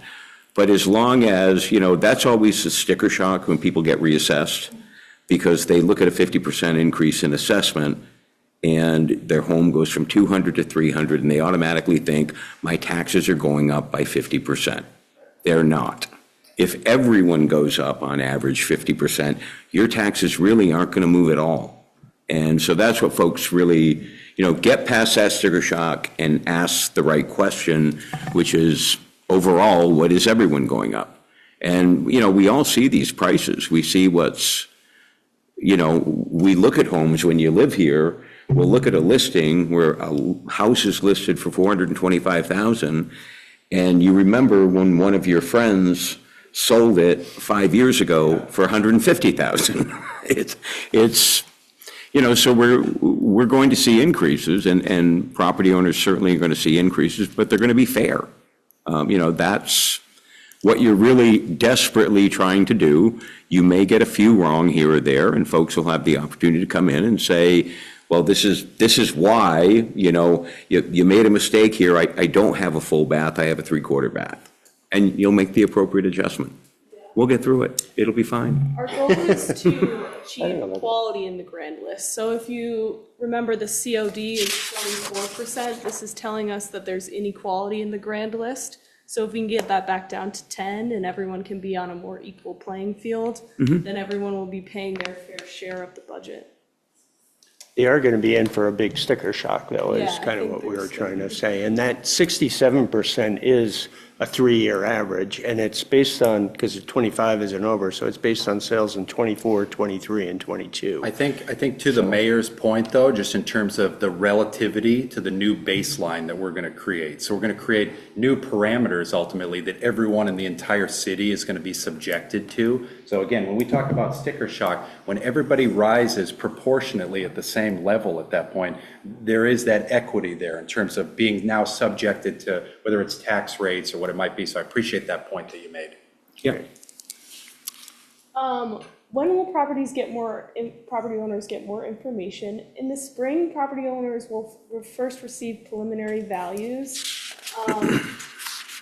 New England Municipal Consultants always releases preliminary values in a preliminary grand list. This allows for them to hold informational discussions with property owners as an initial point of contact. I don't know, do you want to talk any more about the discussion? Sure, yeah. So like all the informational discussions phase that we host anyways as a company is all pre-abstract grand list. So this is before your assessors ultimately have sent out their legal change of appraisal notices, legally outlining what these new values look like. So it's a way that we're able to, and you've made the point already, Mr. Mayor, we're able to sit with property owners to discuss the process, hear any concerns that they may have, consider any potential incorrect data that we may have on our end, and consider a change ultimately prior to that abstract grand list being filed. What that ultimately does is, I think it creates transparency in your community where people are listened to. People have an opportunity to ask their own questions, certainly. And hopefully one of the byproducts of hosting that is it reduces the amount of grievances that your assessors ultimately have. If there are changes that we feel like we can make in good faith and still maintain the integrity of a fair assessment, that's ultimately something that we like to do. I'm not here to certainly pretend that initially we have hit the nail on every single one of these and, I have all the answers and it's exactly what I tell you ultimately it is. So we'd like to at least reconsider for that stage. That will come in the form of preliminary notices of value to property owners that in a minimum of 2 weeks after those notices begin to resonate, we will host those meetings. Those meetings will include evenings. They will include a Saturday option as well, just to allow for people ultimately that work and have busy schedules to attend should they choose to do so. I think they'll also help if people haven't gotten this information quite yet. They'll have a chance to talk to Matt more about how he came up with the numbers that he came up with. It's a really important opportunity for the public to engage in the reappraisal process. Instructions regarding the process will be included in the notice of preliminary evaluation. After that is the grievance process, which property owners have the opportunity to appeal to the assessing department. After grievance, property owners can also go to the BCA level of appeals, which I'm sure some of you are more familiar with. Additional important information that we wanted to let the public know about. Property owners have already received a letter in the mail about reappraisal with an opportunity to schedule a site visit. Reappraisal staff and Barre City personnel carry identification. Please don't allow anyone to your home without identification. And if you feel uncomfortable with someone being there, you can always call our office and we can schedule another time to come to your property. Property owners with active permits should anticipate additional property inspections. So if you're actively doing construction on your property, we will probably return to check in on the permit. Reappraisal is about creating equity and fairness in the grand list, and we really appreciate the community's support and continued cooperation with the process. We are unable to tell anyone their reappraisal assessed value at this time or the implications on their property taxes. Unfortunately, that information is just not available yet, and we'll make it available to everybody with the preliminary values. Please make sure your mailing address is updated with the town's clerk's office to make sure you receive all the mailings. They'll be going to that address. We have hired a new assessing clerk, Catherine, who served the city for over 40 years, retired in November. We're very grateful for her commitment and dedication throughout her career. The new clerk is Patrick Gilbert. He worked for the Vermont Food Bank for 23 years. He'll regularly be in the office from 7:30 a.m. to 4:30 p.m. Monday through Friday. Please join us in welcoming him. And then the last slide is just some additional resources. We are regularly holding office hours in person Tuesday and Friday from 8 a.m. to 12 p.m., but we can also meet with people by appointment as needed. And you can always reach out to us via email or call. Questions, folks? I also thought reappraisal was to add money to the grand list, because It's just a process. And look, over the years, I've had the opportunity to work with the assessor, to work with Carly and work with Larry when I don't feel a property is properly assessed. The one thing that we are going to absolutely insist on, because, again, some people open that letter, they see their property increasing by 50% in terms of its value, and they make that leap to my property taxes are increasing by 50%. Don't be ignorant. Know all the facts before you call Larry and Carly. And if you call them, I'll tell people in advance. If you go in guns a-blazing, dropping F-bombs and saying, you buy my property for this, we're going to escort you to the door and tell you to come back when you can behave like an adult. I just think it's going to be, again. It happens. I understand all this. I just think, we did first of all, I would have sent out registered letters because people cannot reply and say, I sent it, it got lost in the mail. Whereas if it was a registered letter, they'd have to reply. It's not the only method, though, Counselor. I mean, if they get a great response, we'll use that method. If they don't get a good response, there's always a way to reappraise a property. You can look at, you can look at the sales in the area and say, okay, on average, commercial industrial property sells for this, a duplex sells for this, a triplex. That's information that they're really good at what they do. They can come up with it. 67% surprised me. I What I used to rem- base my apartments on 20%, 23, something of that nature, but it's a good, I guess, fun for the landowner. Carol, when was the last time we did a partial reappraisal? It was 2000. Statistical in 2006, Yeah. full in 20. Yeah, so we did a statistical reappraisal in 2006, and I remember even back then, even though it wasn't a complete, the reaction of some people and what our staff went through, and we're just not going to do a repeat of that at all. So it will be fine at the end of the day. No, it's needed.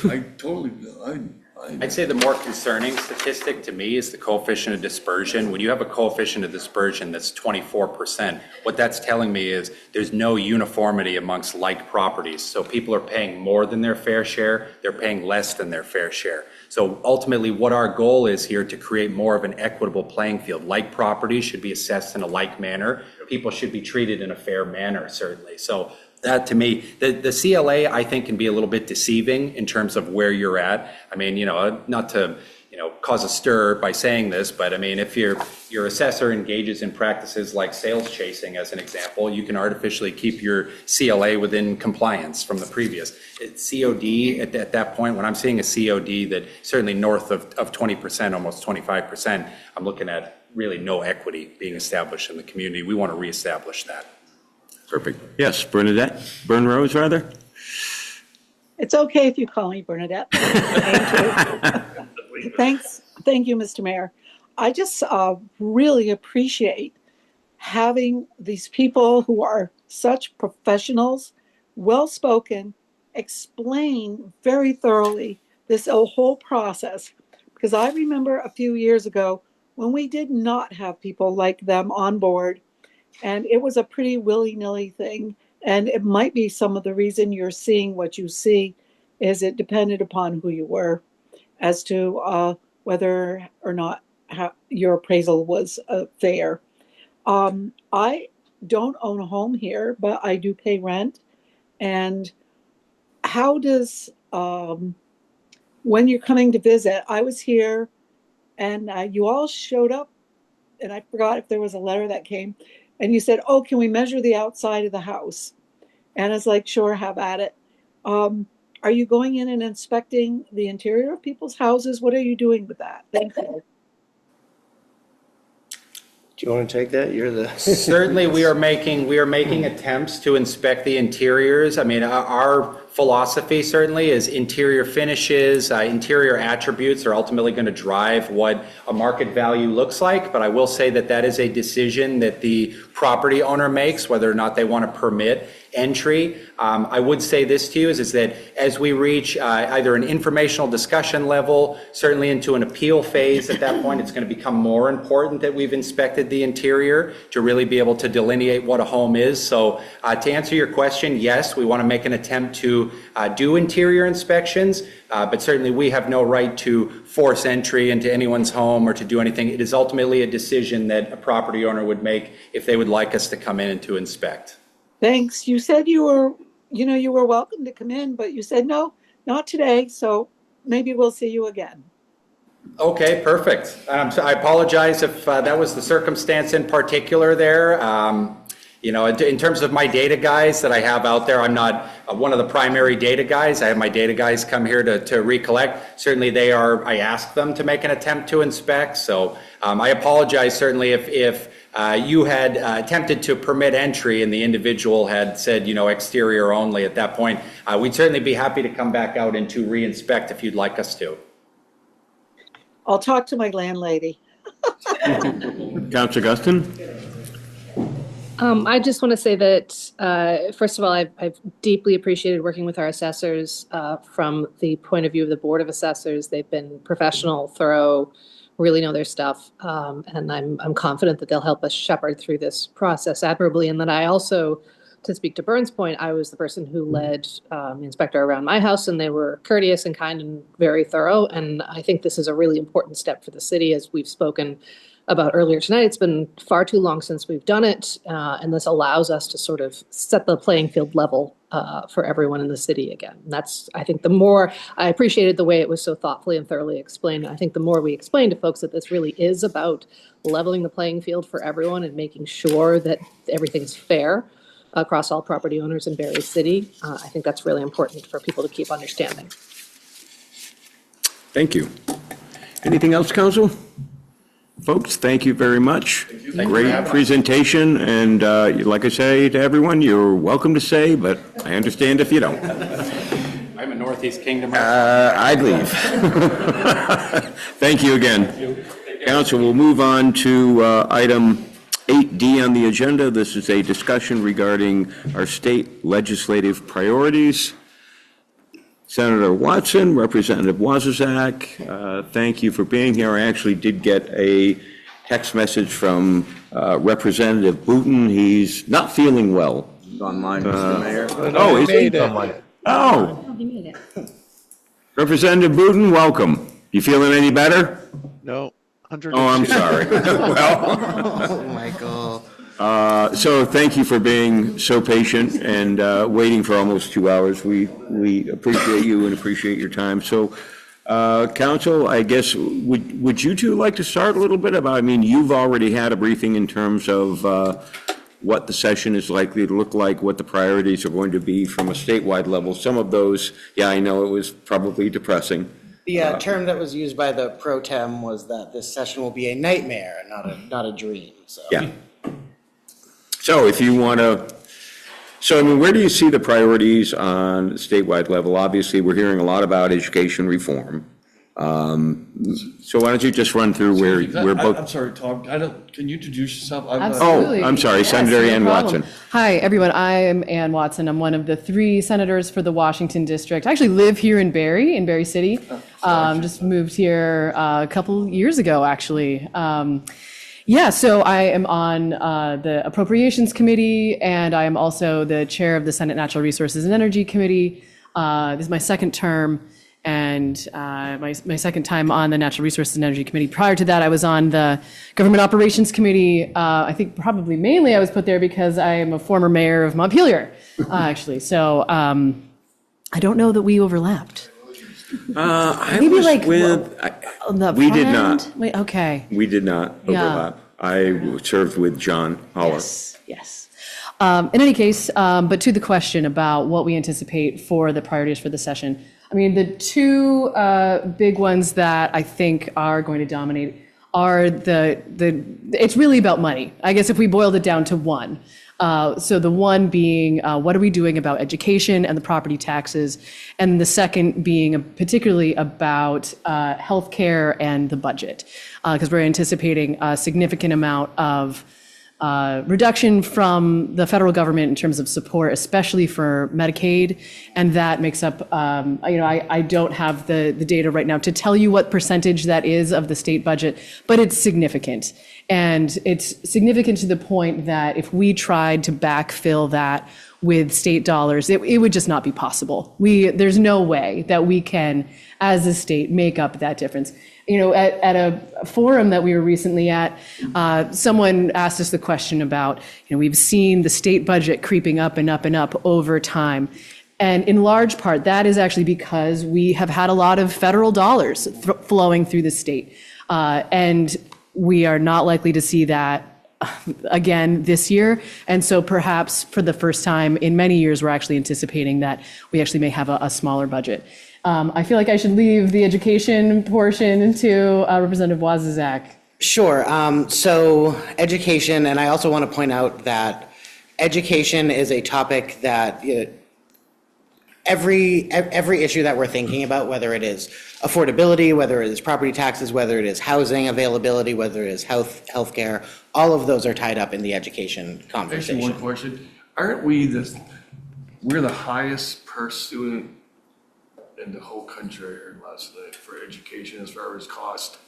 Well, it depends on what metric you're looking at. If you're looking at statewide averages, whether, as opposed to in Barre, where we have one of the lowest per pupil spending rates in the state. So even though our property taxes continue to go up in Barre City, we are spending among the least per student as anyone in the state of Vermont. So my biggest issue when we're looking at the education reform bill, the various education reform bills that we're looking at, is right now our students are not getting what they need. They're not getting what they need in terms of social services, and they're not getting what they need in terms of support from teachers because our teachers are understaffed and underpaid. Senator Watson is a teacher, so can speak to that much better than I can. And our property taxes are continuing up. So when our kids aren't getting what they need, when our teachers are under-resourced and underpaid, and when our property taxes are going up, that is not a system that is working. And that, I think that vision of having, parents know that their kids are safe in school, having teachers that are paid what they should be paid and supported by the community, and having kids get what they need, I think that's possible. But it calls for whole-scale reform of the system that we're currently using. So Act 73 last year, which was the big education reform bill, basically did two big things. The first thing it did is it restricted public dollars going to private schools. Before Act 73, there were over 100 private schools getting public tax dollars, including schools that were not in the United States. There were Quebec schools getting Vermont tax dollars. That has been severely restricted, and that is now less than 25 schools, private schools, getting public dollars. The other thing that Act 73 did, as I'm sure you've seen in the news, was call together this task force to suggest what new school districts may look like. That task force has come back and said that they are suggesting voluntary mergers, and I'm getting deja vu all over again when it comes to the Barre City conversation about voluntary mergers. And so in a moment of unanimity, what the governor has said, what the pro tem in the Senate has said, and what the speaker has said is that everything is on the table. Forced mergers are on the table, voluntary mergers are on the table. Whole-scale reform of how we pay for and who pays for property taxes is on the table, the whole gamut, because like I said a minute ago, the system is just not working for us. And if the system that was imagined by Act 73 would be to put in place, our per pupil spending in Barre would go up by over $2,000 per kid, but our property taxes would still go down. That's a system that works, and we are going to have to, frankly, fight like hell over the next 5 months to make sure that the outcomes of that bill, regardless of what maps look like, regardless of the fact that it's an election year, regardless of the politics, regardless of whether it's the governor or the legislature pushing any one issue, my main thing with education reform is fixing that perfect storm that Barre's facing in terms of our support for the schools, the outcomes for our kids, and the outcomes when it comes to property tax bills. So when the legislature reconvenes, we will hear the report. I'm on the Ways and Means Committee, which governs taxation and education finance. So we will be getting the full report and diving deep into the 200-page report that is the redistricting task force. But to me, it just boils down to making sure that parents are confident that their kids are safe and getting the supports that they need in schools. It's making sure that our kids are getting what they need in terms of education and social supports. And it's making sure that the administrators and the teachers who, do God's work in our school every day know that the community has their back and that they get paid what they deserve to be. And that's how I approach the education conversations. And, I sit with folks who are from the Northeast Kingdom, and their main concern is making sure that their one schoolhouse in their one town doesn't close. And those concerns are just as valid as what I know the whole Barre City delegation's concerns are, which is those three things that I pointed out earlier. So that's the high view on education reform. And yeah, our education fund is in trouble, our general fund is in trouble, our transportation fund is in trouble. The financial situation of the state is going to be really severe, due largely to cuts coming from Washington, D.C. and the federal government. So. Representative Putin, is there anything you'd like to add? No, education reform is definitely high on the list of things that need to be done. I'm a big fan of the foundation formula. I supported the Act 73. So, yeah, I think that I was a little disappointed that the task force didn't do what they were supposed to do, but It is what it is. Yeah, and that was, so, we can jump right into it. Again, I understand, I mean, as I look at, I agree with you, Representative Wozniak. I mean, the formula is just broken. It's just not working. And, the problem is, and I hate being, if I just step up here and slap me if I sound like, well, when I was a kid, if I start sounding like one of those guys. But I remember when I first started school in New Jersey, my bus ride was when I was in kindergarten was 40 minutes each way. We lived in a coastal town and we didn't have an elementary school. So, and we've had the luxury in so many municipalities, towns and cities in Vermont. We've had these schools, even right here at Spalding High School, that used to have 400 children in every graduating class. Now, you would know better than I, Councilor Spalding, but it's half, give or take, maybe not quite that. It shrunk. But the building, and when people say then, why isn't it cheaper? Well, because even though you have less children in a classroom, you still have to teach them algebra, you still have to teach them a language, you still have to teach them English. It's not, so the kind of obvious solution is, well, then bring children from other municipalities who may have a high school or an elementary school and combine them and get the class size back up to, 32 or so kids. That's easier said than done because I'm the mayor of a community that likely will not lose a school. If I lived in Chelsea or Calais, I may be talking a totally different. So listen, I understand the enormity and I understand the difficulty of fixing that.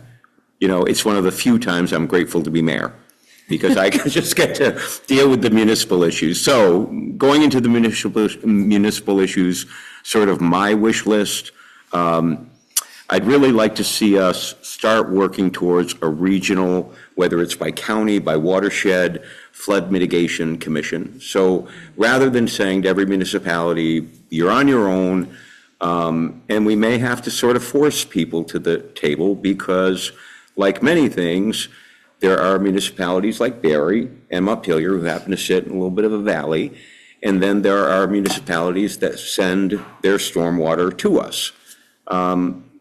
The best way, if you really want to do flood mitigation, stop the water before it gets here. But the problem is I have zero jurisdiction beyond Jockey Hollow. So I can't go to Washington, I can't go to Williamstown, I can't go to Plainfield and say, look, this is what we need to do. There's a lot of real estate here.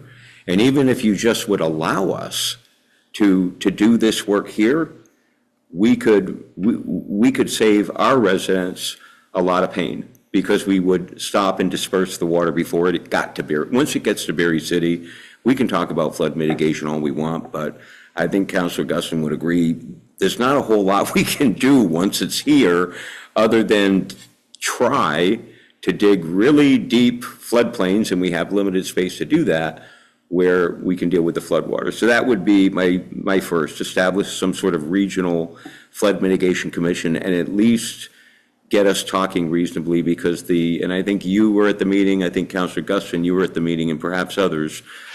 We had some good regional meetings where there were people from Washington and Williamstown and Plainfield who stepped up and said, we should all work together. And it gave me hope. So I'd like to see us at least provide some studies or funding mechanism or something where we could take a more regional approach to flood mitigation. Speaking of flood mitigation, I hope we keep funding it. I know it's tough, even on some level. We tend in government to sometimes have a short memory. So the floodwater's gone, we cleaned up the dirt, and now we're on to the next problem, as opposed to like our paving, for example, as I told the manager, council increased our paving budget by 30%. That's a big number because our residents were telling us your roads stink. So we responded, and yes, we had to raise property taxes to do it, but we did more paving. We're going to do that again this year. You're going to see an increase of that same magnitude until we get to a $750,000 level because that's where we need to be. So I hope the state on some level, even if it's on a matching program, continues to fund flood mitigation. Transportation fund, you mentioned that. That affects municipalities. I mean, Joe Flynn is a wonderful working partner, but when we go from 27 to 2030 on paving 302 Main Street and, and the road does this, it's not going to last to 2030. And these are hard conversations to have because folks who drive electric vehicles and folks who drive more efficient vehicles, even though that is a great thing for our environment, it's not a great thing for our roads. It's the worst thing they could do. The best thing they could do is drive a 12,000-pound diesel F-250. Just to connect those dots, because they don't pay the gas, those folks who are describing, don't pay the gas tax, which brings in less money. And we could do it. So because obviously if you drive an electric vehicle, and there are hybrids, but generally speaking, if you drive a Tesla, you're not purchasing gas. But you're still driving down the road, you are the same weight as my car, which is not an electric vehicle. I'm paying into the gas tax significantly, and which obviously funds the transportation budget. Folks who drive an electric vehicle aren't, but they could. It would be so easy using ChargePoint to just run up charge. One of the questions that I would have for you is something that has been kicked around by the Transportation Committee is a mileage-based registration fee. So if instead of, depending on the gas tax, the idea being if you use more, if you're driving more miles, you're using the roads more, perhaps your registration fee could go towards helping to pay for those roads, making up some of that gap. Don't know if people would be amenable to that as a possibility, but that is one tool that I know people are discussing right now. Yeah, and I think that's important because I'm not aware, when I ask the question, are we as a state, are our licensed vehicles driving less miles? Even, the Amazon delivery folks. I mean, it's not a problem. The data's there. We just have to figure it out. There's going to be a lot of voices at the table because, Amazon will say, oh, we don't want you, charging us, even though I honestly believe, knowing how far, a tractor trailer can go, a tractor trailer can drive from Boston through New Hampshire, through Vermont, turn around, go back through Vermont, go back through New Hampshire, and they're fueling up in Massachusetts where they're based, but they didn't drive on their roads. They didn't pay us for the use of ours. It's a complex issue. It really is. And I know you're thoughtful. I know you're going to at least you're at least going to propose some solutions. And they're not going to be equitable. They're not going to be fair to everyone. But the transportation fund, that is one that's just, it's near and dear to my heart. I pay attention to it. And it's in trouble. It is. It is in serious trouble. It's bankrupt. And essentially. Just to connect the dots to flood recovery, we've talked about the flood fleets, the regional hubs for flood recovery vehicles, because, Barre can't afford to pay for 7 Vectors, but, neither can the small towns, and they need them just as much as we do in the aftermath of a flooding event. So, less revenue coming in from gas tax is also a flood recovery issue in that sense, just to underscore how, to your point, how complicated and how many different interests have to be balanced when talking about any of these things. Right. Councilor Guston? Apologies. I don't want to jump in the middle of your list if you're done. I think, mostly getting in the queue. What's that? Your list of if you're done, are you done with your list of priorities? So that I have one more. Then I will wait until you are. Oh, okay, thanks. I brought a PowerPoint. No, housing. The surprise. So again, something near and dear to my heart. I know a little bit about building things. I've done it for decades. And even for someone who is well-established and well-funded, and my company is, it is tough and it is horrifying. And it's going to take, if we're going to really bend the housing curve, it's going to take something really bold. It's not, sorry, but and when I say these things, I don't want anyone to ever think I don't appreciate them. But a $2,000 Efficiency Vermont rebate isn't going to cut it. That's not going to, when someone has to spend $450,000, and I can send you a copy of this.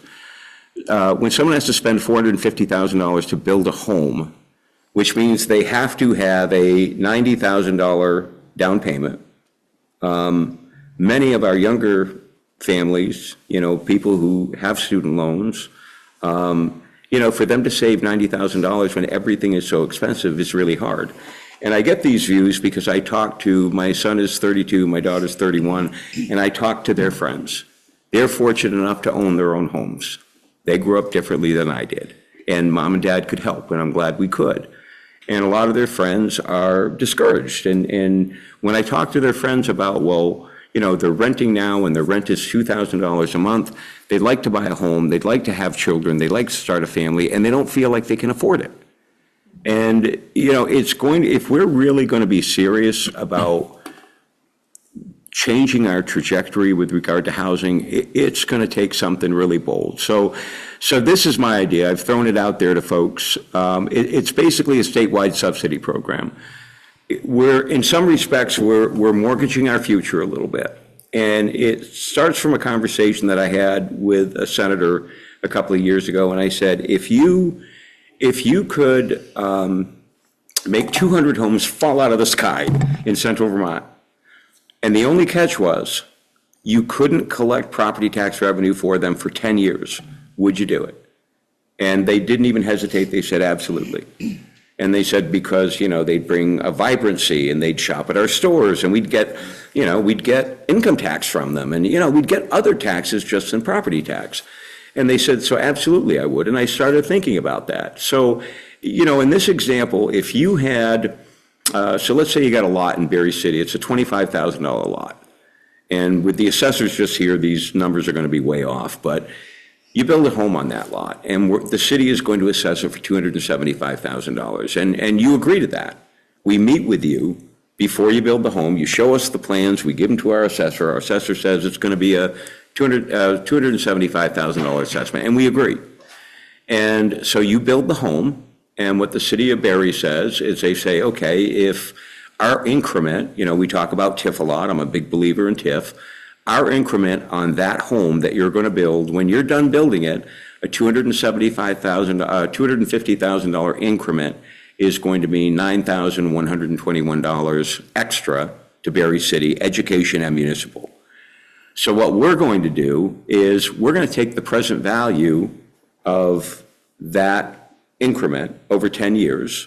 We're going to figure out, in this case, it happens to be $72,170, and we're going to give you a check for $72,000 to help defray the cost of building that home. Obviously, the catch is you have to pay your property taxes for 10 years. Well, you have to pay your property taxes anyway. So we're not asking, it's a true buy down in terms of costs to the homeowner. The municipality goes out, they essentially, either through the bond bank or through the HFA, the municipality actually borrows. We have to come up with the 72 grand. So we actually borrow from the bond bank, from VHFA, $72,170. We pay it back over 4.5% interest, the municipality does. Obviously, the $9,000 annual payment, that's coming from the homeowner. And so essentially for 10 years, the municipality and education fund would see a little bit, like if property taxes went up by 5%, well, they'd get that little bit of money, but admittedly, they're not collecting property taxes on these homes for 10 years, much like our TIF program. To the municipality, and I've thought it through, the only risk to the municipality, we get our property taxes. If someone owes the IRS money and they put a lien on someone's home, we're still getting our property taxes. We will get our money, municipalities, we'll put them up for tax sale if they don't. Someone is going to pay the property taxes on that home before they pay their bank, before they pay the IRS, before they pay the state of Vermont. Municipal taxes and education taxes are really bulletproof. So the municipality's risk of loss, if you say, well, what if they don't pay the property taxes, then you can't pay your debt and the municipality goes bankrupt? No, someone always has to pay the property taxes. We collect them in arrears, we collect them, we just do. We're bulletproof on that. The only way that the property taxes could not get paid is if the place burned to the ground or got wiped out in a flood. But you can insure against that. So you can buy insurance that would insure against that risk of loss. So, God forbid someone is in this program and in year 2, their house burns.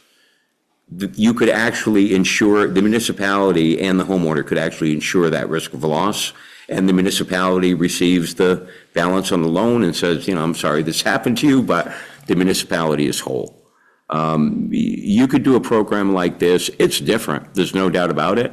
It doesn't have to be 10 years. It doesn't have to be 5 years. But my point to the administration, every time I get a chance to make the point, my point to legislators, to representatives and senators, is that it's going to take something big.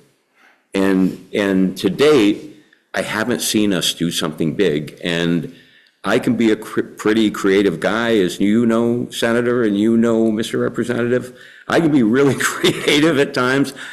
This is all I can come up with. In a way, you're mortgaging your future a little bit.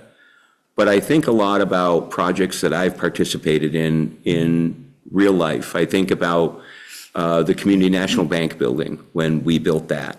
That had a 10-year tax stabilization program attached to it. 10 years seems like a long time. Boy, it went by in a New York minute. And because the city was willing to give us a tax stabilization agreement, we completed that project. And, that tax stabilization agreement has long since expired. And I think the city is, collecting tens of thousands of dollars in tax revenue. There was a period of time when they didn't, but just like we do with TIF and just like we do with so many other things. So with a program like this, what I've been saying to folks in the legislature, try it or come up with something better. Show me a better program. Show me a program that's going to work, because you could even take this program and say, you know what? I don't know if we want to really mortgage the heck out of our future. So we're going to try it with 100 homes and we're going to see how it goes. And we're going to let them do 10 in Barre and 10 in Montpelier. You don't have to, go whole hog and do it statewide. But what if it works? What if all of a sudden we've got young people putting down roots here and saying, I can't afford a home? That would be a pretty cool thing. Now, Councilor Guston, I'm done. I would love to jump in to say, I think that is a fascinating idea, and I'd love to chat more about it. And if you are up for it, if you're up for sending me that document, that would be very Can you helpful. catch? I don't have something. Okay, Councilor Wozniak, can you catch? I mean, I can, but No. You can keep the thumb drive. The little, it just. So it's the a password on it. It shows a password, but that was for something else that had a password. That's not password Very protected. secure. it's so that document is on here. That document's on there. I'll Okay. download it and send it to you. Okay, well, I think I might actually have my laptop here, but we'll see. Between the two of us, We'll one of figure us it can out. download a document. Yeah, and I think Representative Buden's already heard this pitch. I actually submitted a drafting request for it. But it Well, let's doesn't talk- look like it was ever drafted. So I just sent an email off to Cameron and Tucker to see what happened. Look, and it would So I'm work. And sorry. it would work for rental housing, but if it was investment housing, what we'd have to do is say to the investor, if we're going to do this for you, you have to show us how our gift directly reduced rent. We're not going to give you $100,000 just so you can make more money. You've got to demonstrate how this money will be used, to reduce rent somehow. But like I said, we've been trying to do some good work on housing, and we've done some good work on housing, but we're not. Nothing's changing. Well, I appreciate the bold idea. I also would just want to flag one of the things that I'm anticipating coming up this session is some reform on wastewater permitting. I realize this is slightly different than what you're talking about, not as bold, we'll admit that. But in terms of value add and time and cost, I think it's ripe for reform. And so I'm very excited to do some deduplicating work from state permits around wastewater. Yeah, and listen, any kind of reform, any idea that reduces costs is not a bad idea. But like I said, when we put that into practice in real life, when I do it in real life, it just doesn't bend the curve. You know, you look at it, would I love to put up a 24-unit building on State Street in Montpelier? Yeah. But I'm not going to make a $2 million mistake just because I love the state of Vermont.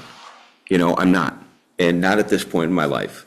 And other people feel the same way I do. But if I feel that if people could be supported with a bold program like this, I think we'd see more young people putting down roots in Vermont. And I think we'd start building those homes. You know, Montpelier and Barre aren't Chittenden County.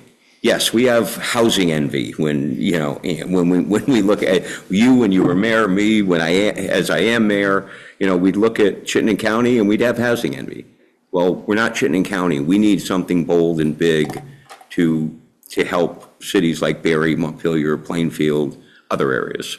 And I think your point too about you and I have spoken about this before too, like a pilot program is something, because as much as TIF has bipartisan supporters like myself and Representative Booton, there are also bipartisan TIF critics or TIF skeptic folks, and it talks about the foregone revenue of the education fund, yada, yada, yada. But if you can target this to places that are where the community is ready for it, where folks are looking on the 89 corridor, where folks are looking to set down roots, where they have that active demand in a way that limits the exposure to the education fund, I think that's something that could really have legs. And that's where a pilot program, you know, could be helpful. Exactly.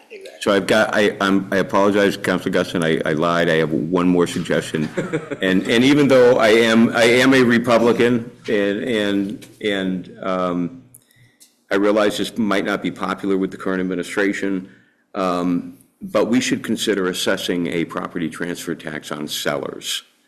In Vermont, we currently assess a property transfer tax on buyers. Look at how much that tax generates. It's significant. Now, what happens at times is people retire and at 64 years of age, in 20 years or so, I'll be one of them, but as people retire, they sell their home in Vermont. Now, sometimes they sell their home in Vermont for different reasons. When Karen and I were raising our family, we generally, we started on Berlin Street, sold that house, bought a house on Lower Nelson Street, and then bought the house where we are now. It was always a bigger, more expensive home as our family grew. So what you could do is you could say something really simple, like, okay, Tom, if you're going to sell your home and move to Florida, you owe, say, 1.25% transfer tax on the sale of that home. But if you're going to sell your home for $200,000 and then you're going to buy a $250,000 home because your family's growing, well, we're going to give you a credit for that because we're not going to tax you on the 200 because you're spending 250. It's the folks who are cashing out and then leaving. Exactly. That's the problem. And part of it is me being petty. I'll be very honest with you. It bugs me, even though I could live wherever I want, it bothers me when people move to Florida and gloat. And I want to get them on the way out. Me too, Mr. Mayor, me too. And I really, hey, it's a tax. I understand how our governor feels about taxes. But we have big problems here. We have big problems. We cannot adjust our state government to, it's not all going to be about cutting. We have to figure out a way to generate more revenue now, more revenue in the transportation fund. And again, there's going to be some equity there from folks who drive electric vehicles. But also, we have to figure out a way to generate more revenue, period. And okay, so someone's selling their home in Vermont, moving to Florida, when you tax them that last 1.25% on the sale of that home, they may swear at you on the way out, but who cares? They're leaving. And I think I say one more thing to Amanda all the time, so I'm sorry to do it now, but just one more thing, is what you just identified, Mr. Mayor, I think is just a fundamental problem, which is why I'm on the Ways and Means Committee, which is just the structure of our taxation system here in Vermont. Like, we are squeezing low and middle income folks when they're trying to get, that next level up in housing. But you have folks who are cashing out and, moving to the south and just, I've had it with Vermont. I don't care about the community anymore. I'm leaving. When what we need to do is the rich are getting richer and the poor are getting poorer, and the wrong people are paying the taxes while their services are being cut. And so we need to be taxing those who are cashing out and leaving more. We need to be, this coming session, I'll be introducing a bill for a millionaire's tax because, we're all feeling the affordability crunch. If you're making over $1 million a year, you're not feeling the affordability crunch in the way that a nurse and a teacher living in Barre City just trying to pay the bills are. And so I think that idea is absolutely a good one. And those are the types of, per thinking big, those are the types of ideas we have to be talking about. I don't know that we're perfectly aligned. No, but there's some common areas Listen, of philosophical this is going to require compromise on both sides. And even though, generally speaking, I'm not one to say, oh, another tax. To me, this isn't really another tax. It's, it is a new tax. But I'm trying to figure out a way, like I keep saying, we're in trouble. I love this state. I love where I live. Honest to God, I have never been more worried about Vermont than I am right now at this moment. And I've been doing this for decades, and I've never been more worried about Vermont's future and the crossroads we're at than I am right at this moment, because we just don't seem, our roads aren't working, our infrastructure isn't working, our housing isn't working, our education isn't working. It's like, Still flooding in here for free benefits, though. Not true. What's really, we just have a lot of problems, and I believe that we can solve them. I think, cooler heads can prevail. I don't think it's all about taxing the rich, and I don't think it's all about cutting expenses everywhere you can. It's, there's a sweet spot. Now I really am done, Councilor Guston, and I apologize, and Mr. Anthony, I'll get to you right after Councilor Guston. Sorry. I am not sorry in the slightest. I think that was a really interesting sort of last codicil conversation, and I appreciated it. So I don't mind at all waiting. So a couple of the things I jotted down, I actually started this list a while back, just alongside my council agendas as we started talking about some things. And I want to sort of build on the housing conversations that we've just had and the sort of affordability struggles and things that we've just had last year.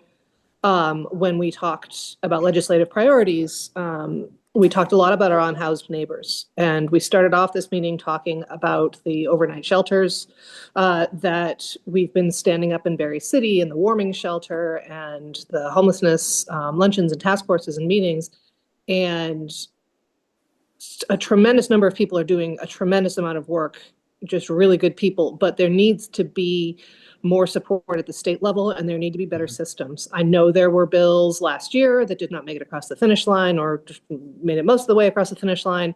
But that topic cannot be dropped, even in the face of what I understand, I hear and acknowledge are deep budgetary concerns. What we are doing right now is putting a Band-Aid on it, and building housing, absolutely 100%, but that's your 5 to 10 year outlook. There are people sleeping on the streets in single digits right now because we don't even open the shelter until it's 0. And that is wholly unacceptable for our neighbors. So I would hope that all of our legislators would advocate for that at the state level.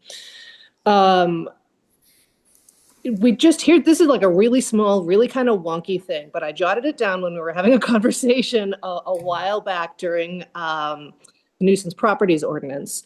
And that is that we, I don't know how often this happens, and maybe the manager can speak to this, but periodically we have difficulty establishing the owner of record for bank-owned properties, or properties that have sort of gone into the system and are being bounced around between lenders, and those lenders have no investment in Barre City. They are not contributing to our city, and we are having trouble chasing them in order to get them to do basic things like keep up property and things like that. And that's a problem that may only grow as we continue to implement the nuisance property ordinance.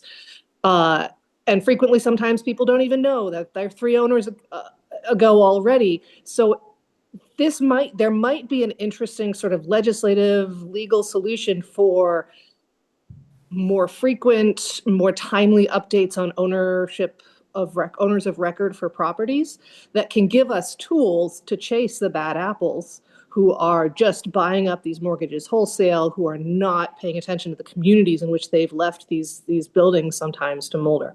And as I said, the manager may be able to speak to how often or more often that happens, but I know I've seen it in my own neighborhood, that these out-of-state lenders are not paying attention to Barre City properties, and having more updated owners of record would give us another tool. So that one's like kind of specific and wonky. And then flood resiliency, echo a lot of what the mayor started with. Regional collaboration, I'm in frequent contact with colleagues, municipal and elected in Montpelier and Waterbury.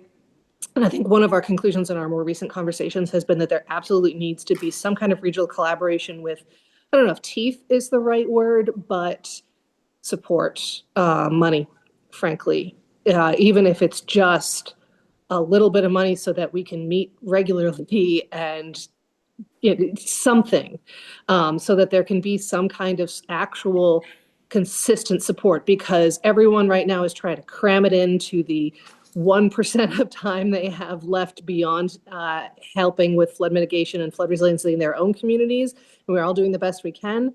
But this is an area where the state could create additional capacity that could dramatically pay off in terms of collaboration among flood impacted communities within a watershed, within a valley. I don't know what the right mix is, but we've had some really productive Winooski River Flood Resiliency Collaborative, which I never get the name right. We've had some really productive meetings, and those have largely dropped because there's just not enough capacity. So that's an area where the state could fairly cheaply, frankly, all things being relative to the state budget, create additional capacity. And that kind of collaboration we've also had some conversations at council about buying or acquiring or leveraging property in other municipalities to create flood mitigation opportunities for those of us in valley communities. You know, as the mayor had stated earlier, Washington has land that could be flood mitigation. They have no incentive right now. And this is not a knock on them. They simply have no internal incentive other than like the goodness of their hearts for Barre City to create floodplain mitigation options in their community. And when we look upriver, there may be things that we can identify as a watershed and as a grouping of communities that could rebound to even more effect within Barre City. But right now we have no levers. We have no real way to pursue, even to identify these options, and a regional collaborative and possibly some funding mechanisms. We had talked briefly at council. I believe the mayor had suggested, like, if Barre City bought a parcel in Washington or a town upriver, created floodplain, lowered the land, et cetera, and then didn't have to pay property taxes on it because it has been permanently conserved, moved out of grid, like it will never be improved, that kind of thing. That might make it financially worthwhile. And lastly, to echo the mayor's call for funding opportunities, we spent so much time last summer working on the hazard mitigation projects, and then the list that came out was a complete dud. We didn't get any of our projects, and in fact, the state gave quite a lot of money to itself in that process. I would love to know more about what the plans for the hazard mitigation project funding opportunities are going forward. That's out of Vermont Emergency Management. There's been some reporting Vermont Emergency Management is not doing a good job at its due diligence, and that directly impacts our ability to do quality flood resiliency here in Barre City, because they are the responsible and responsive part, most direct responsive part of state government that works with us on opportunities like this. So it sounds like some cleanup is in order there, and just some pressure to continue to create the funding opportunities. We will wait to see how the CDBGDR stuff goes, but it's a long list. We were never going to get all of it. We will continue to have a long list, and we continue to need opportunities to fund that long list. So that was a lot of talking, and I apologize for sort of spilling it all out there, but that is my list. No worries. Thank you. Thank you, Mayor. Peter, I'm going to cut you because I think some of my comments are related to what Councilor Guston mentioned and what the mayor spoke about earlier. But on the unhoused issue, I would just say, look behind you. I mean, Tessa's position is funded by a state grant. We've stretched it. Everything we're doing, which is really, really great related to the unhoused communities because of Tess. And I know sometimes it seems like a cop-out to say it just requires staffing, but it just requires one staff. And, you know, and I think that, you know, keep extending Tessa's retirement, and we keep finding ways to keep her here. And I know we're going to try to find ways to keep her here once her grant runs out, but. Which is in? April. Yeah. So one thing the state could do. And just to be clear, our work on that issue, on that problem, stops if Tess leaves. Yes. Yeah. We do not have the staffing. So, you know, that the talent, the experience, you know, all the stuff that's up here, if that grant doesn't get renewed in April, the work that we're doing to try to help those, you know, it's going to matter to those 10 people last night, let me tell you. So. And I know that I think you know, Montpelier is already starting to tap into Tess because she's doing such a great job. I know that if, you know, if a program was created that we could share a Tess amongst communities. I know Tess is that good that she would be able to do it, and I know other communities could find their Tess. But sometimes all it takes is one person whose only job is to do that. And I think that this is a testament of what happens when we do have somebody dedicated to it. The other thing I would mention is sometimes less no match money is better than more match money. I think I mentioned, I think Mayor, when we were touring with, I think it was Senator Welch, I told him I would take $2 million in the bank rather than a chance to win $10 million. Because if I have $2 million in the bank, we could do some of our projects. And what happens is when we have to cobble together funding streams, the projects get more expensive, something goes wrong, a requirement changes, you know, the rules for the programs don't align, so then everything gets blown up. So I know, speaking for myself, and I know not everyone agrees with this, but for myself, I know that less no match money so that we can just do stuff is better than the opportunity for more money sometimes. And so there's that. And then the other piece, I would give a huge shout out to the, you know, huge credit to the state, you know, replicating the river program, which got us that free engineering. Those are the things that are really hard for us to move projects forward. Engineering is expensive. And that's a lot of the times where we can get stuck on a project because you often, you know, for example, for CDBGDR, we found that the more competitive projects had the engineering, but you need the money to do the engineering to be more competitive for the CDBGDR. It's like a really vicious cycle. So if the state can help municipalities with those upfront costs to get projects shovel ready, you know, and then we figure out the ways to fund them on the back end. But if we can get to the point of having the shovel ready projects, that is a huge help because engineering's hard and you're usually doing it before you have money to do a full project. And so replicating something like that, you know, give credit to where credit is due to the state. That was a huge help to us. I mean, we have a list now of 60 projects that we can work on for a long time.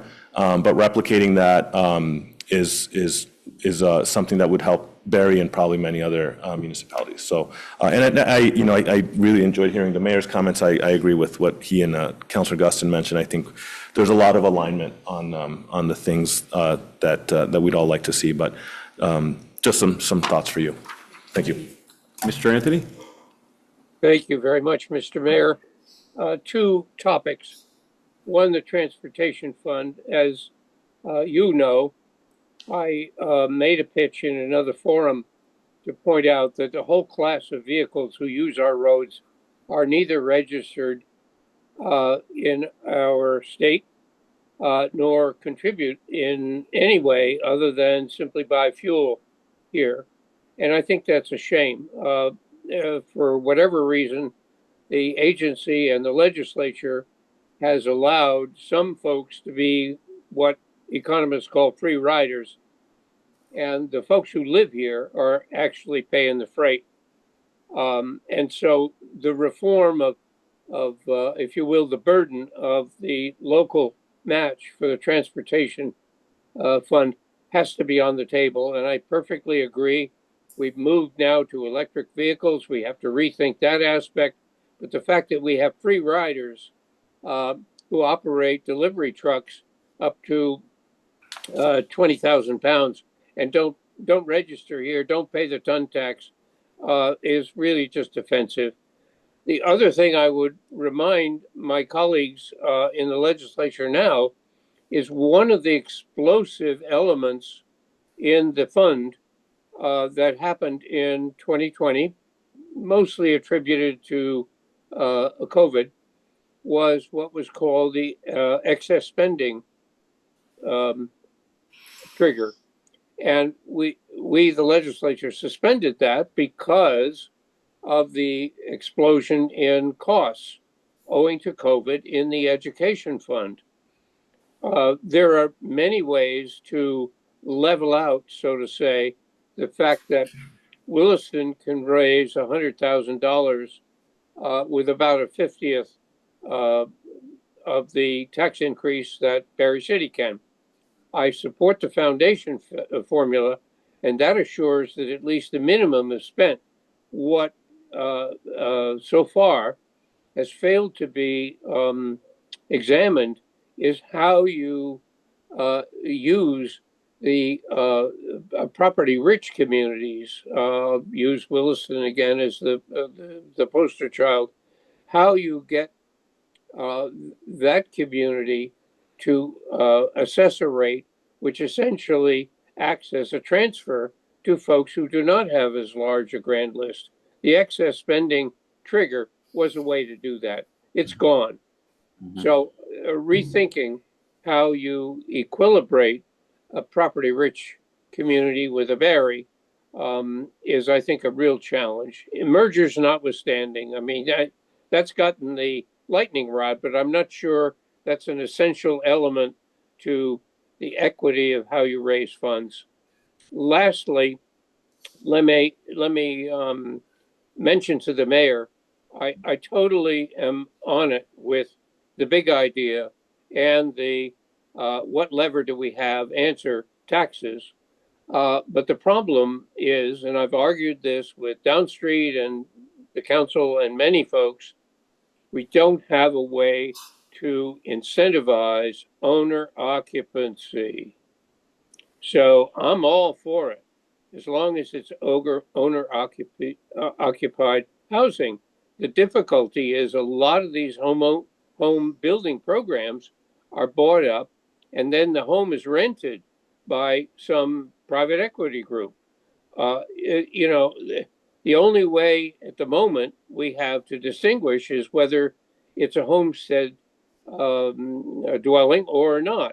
And I have encouraged Representative Wazuzak and the whole Ways and Means movement towards what's called property tax classification. In other words, if you live in your home, you actually are looked at differently than somebody who has bought a home, who comes there maybe occasionally, or it's owned by a private equity group and it's actually a rental home, even though it used to be single family. We don't have the tools to distinguish what we need to support home ownership and engagement in the community. And that's what we need in a tax code, and that's what we need in a development strategy. Thank you. Yes. A lot of the things that were on my list have already been brought up, so I'll be fairly brief. But about the health care funding, one of the things that I've been reading about with some interest are some interstate compacts, mostly out west, where a couple of different, we're talking about regional collaboration on the state level. This is regional on the region level, where they get together and form a larger health insurance pool that then is not, I mean, it's not reliant on the federal government as, and it you know, I'm wondering, is the legislature looking at that, and is that something that you can start talking about with some of our neighboring states? I'm not aware of any initiative on that front, but I do think that's very interesting. So especially if we're going to make progress, I think that would be very helpful to join a pool with a larger state. So I think it's a great idea. It's worth exploring. And I think healthcare is one of those other areas similar to education where because the situation is so bad, we only have 2 providers left, insurance providers. And one of them has communicated to the legislature that they may fold within the next couple of years. It's bad. It's really bad. So I think it's, again, one of those issues where everything is on the table. And I think that my conversations with Alyssa Black, who's the chair of the House Healthcare Committee, everything is on the table. And I think one place where that gets a little complicated is what is the legislature versus the governor's role when it comes to interstate? That's just a logistic reality. So I'm not sure if the administration has looked at that either. But everything has to be on the table because it's bad. Councilor Spaulding? I would agree with almost everything that has been said. I would echo that I think county, not moving necessarily to county government, but consolidation. There's a lot of duplication. I just drove yesterday to East Montpelier and watched as they were building I see this beautiful brand new building that they're building a public works garage as we're about to, So thinking about how we're talking about consolidating schools, but are there other ways that we can consolidate? And I'm not saying necessarily forced, but is there a way that we can consolidate our resources? Education, I could talk to you all day about education and funding formulas. I also agree with Peter. I think the foundation formula is a great idea, but I also am very concerned that the whole reason why we got to the point that we are is because of the equity issue, and you're just going to have rich towns just say, yeah, we'll pay the 15,000 or whatever it is, but we're actually going to just add another couple thousand to that per student because we can. And then the last thing is also regarding the unhoused community or unhoused individuals that we have in our community. And I know that's a much bigger, let's say, onion to peel, but I think there's a lot of layers that need to be considered. And I am especially concerned about the cities like ours, Burlington, the bigger cities where there are larger groups of people who are coming because we have the resources. And so how do we, when we decide not to fund hotel vouchers and we just send them out into the world, they don't show up in Tunbridge, I'm guessing. They're showing up here. They're showing up in Burlington. What are we doing? What is the state doing to support communities like ours? And if that means that we continue to get grants or we get money for our emergency shelter, we need more support because the state's not spending the money to take care of these people. We are. So we need more support with that. That was one of my biggest frustrations from last session was that we all agreed that the hotel motel program was not the permanent solution and that it was costing way too much money. But when I asked the questions, what are municipalities going to do when that program ends? And as you said, folks are just thrown onto the street with nowhere to go. You're right. They don't go to, these small rural towns. They go where the food bank is. They go where the capstones are. And that happens to be us. And in the bill, H10, I think, H91 was last year. There was money for municipalities to deal with the fallout from the end of the motel program, and that was a bill that was vetoed. And it was vetoed because the governor felt that we were spending too much money providing supports for homeless individuals. But again, what do we do when that program goes away? And we're all seeing what happens when those kind of state supports go away. So whether it's flooding, whether it's education, whether it's healthcare, whether it's homelessness, I believe strongly that statewide issues deserve statewide responses because Barre City, Montpelier, Rutland, St. Albans, we just don't have the resources to deal with this on our own. And when it's happening on a statewide level, I think that should indicate that we are responding to it in a statewide, regionalized, coordinated way. And too often that does not happen. And that's not, in all of these issues I keep saying over and over, it's like the status quo is killing us in Barre City and we just can't allow it to continue, which is why we need large, bold solutions to any one of these problems. And such a nerdy thing, so forgive me, but in the weeds of Act 73, you mentioned what's to stop those higher spending districts from spending more. There was a cap that was built in on top of the funding formula. School districts in this imagined world that will take 5 years to get to could spend more than the foundation formula, but it was capped at, I want to say 5% more per student, and that would go into a fund that would fund facilities and building of new schools for those. Spalding could take 500 more kids tomorrow, logistics aside. There are other schools that are falling down and are at capacity. So that the legislature is thinking of controls in a foundation formula world of how to stop, with all due respect, the Stows and the Killingtons from just, jacking up their per pupil spending. Well, I mean, when I'm, and nothing to throw my friend Floor under the bus in Washington Central, but when they're talking about how they're bumping up against the spending threshold right now, and they have to do something to cut it back, even if you're just below it, that still impacts all of us. Yes, it does. Because we're not even close. Yep. And so how do we have some kind of sliding scale that says if you hit this mark, you're paying more? If you hit this mark, you're paying more. If you're in this sweet spot, you're good, you're golden. But right now, the problem is that if you are getting even close to it, like I'm fine if I'm like right up next to it, if it's 9.9, like whatever the spending threshold is, I can't remember. But as soon as you go over, okay, we can't do that anymore. But we are still all suffering. I will say all. In Barre City, we are suffering because of higher spending districts. Yeah, I mean, we're subsidizing Stowe. Like Barre City, Barre City is subsidizing Stowe and Killington right now, and we're subsidizing everybody. Yes, and I joke all the time that I'm perfectly comfortable with Stowe losing their third lacrosse team so that our kids can get textbooks and laptops. Like, fine with me. We all have to be in this together. Yes. Representative Booten? So I just want to clarify, the BUSD is a receiving district. We receive more money from the state funds than we give out. Just for clarity on that. I want to also follow up with the healthcare comment. I would highly recommend taking a look at the JFO conversation that they had regarding healthcare. It was extremely educational. I think, Teddy, you were there, correct? For the briefing? JFO, yeah. Yeah. It was extremely educational, and I would definitely highly recommend. One last thing, the court system. I mean, they started, we have service-resistant individuals, and people can be service-resistant for a lot of reasons. But at a certain point, the fact that you're service-resistant, that you will not accept help, you do not want help, but your behavior is impacting this city, impacting, the 8,500 people who live here. You can give me all the excuses you want, but if you're not accepting help, there has to be consequences.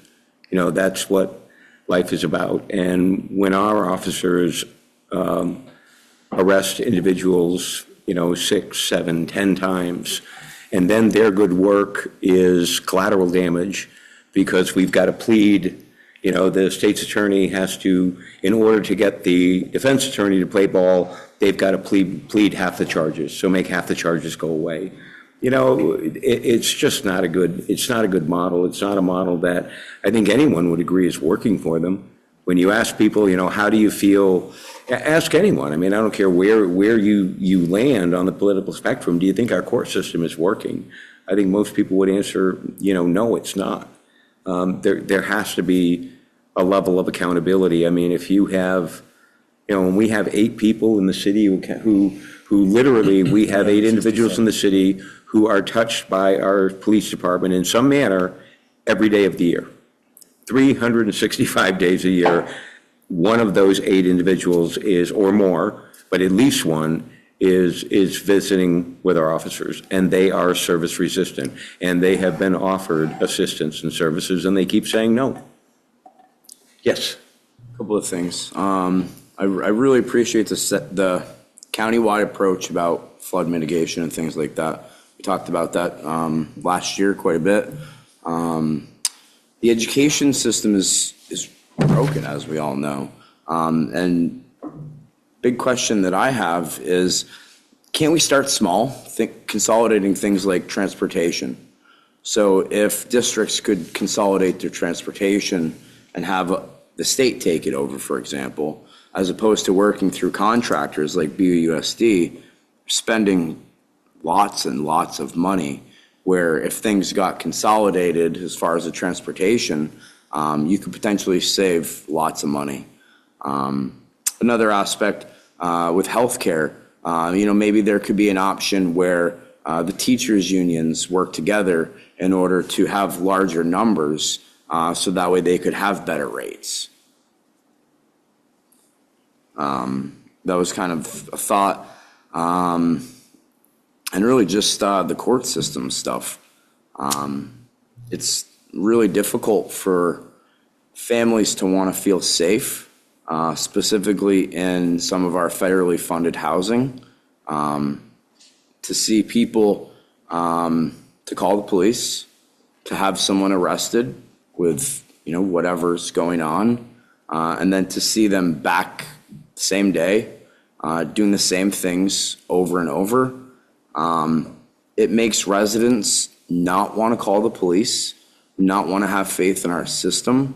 And it really makes people scared, because if you pick up the phone and, the person gets arrested for, maybe it's possession of cocaine. Then the next day they see you because, well, you're the one that called the police on them. Then what kind of ramifications is that going to have on the community? And those are things that I personally deal with a lot living in public housing, as well as many others. So without having those accountability factors, without having our residents feel safe, people feel that the court system is really just doing the people who are trying to do what they can to survive. It seems like they're failed. So just, talking about that and really understanding how things are working or really not working, when it's really just based on what the prosecution is what's going on. Two people could have the same charge, yet one person could be held, another person could not be held, and sometimes so there needs to be more firmness, and understanding that if you are doing these things, then these will be your consequences, and we're not just going to, give you a slap on the wrist, let you see you commit the same crimes the same day sometimes, and then just, so it's frustrating. Can I say one thing? That's because these people keep getting voted in. We're allowing this. I mean, it's not the people get voted in who are soft on crime, no bail, blah, blah, blah. It's got to turn, and it is turning. I mean, not to get blunt, but even the council here is turning. Byrne, did you have your hand up? I did, but Michael had his hand up also. He was waving at you. Michael, would you like to say something before I do? Oh, okay. Thank you. Two things that I had made a list of, and one is childcare, and I haven't heard that addressed. I've learned from a childcare provider that there are some new regulations that are removing the number of children that a licensed childcare provider can oversee. I don't know what the wisdom is of it, because what she recognizes will happen is she will need to hang on to all of her young children, but the kids who are her after school kids that come in won't have after school slots anymore. They won't have after school programs, and they're going to become latchkey kids who are left on their own unless their parents leave work. So where she was able to provide 6-day slots and 4 after school slots, it's going to be reduced to a total of 6 slots. So that means 2 or 4 families, depending on how many kids they have, will no longer be able to use her childcare services. And there aren't other childcare services out there right now. We've put money and energy and funding into increasing the number of childcare openings over the past year or two by 1,000. That's a lot of working families. And when we take that away, we are reducing the number of families that are able to be gainfully employed. And that on top of having people needing to go into work, state employees who are no longer working from home, we are putting all those after-school kids at risk, and we are reducing the safety for their families, and maybe their families aren't going to be able to go to work anymore. So I don't know if you, Senator Watson or Teddy, have any thoughts on childcare. And then I just will make a comment that I hear the complaints about the courts, and it is a very extended. If you have an issue in court, it can go on for a couple of years and still not even get resolved, no matter where you are in that.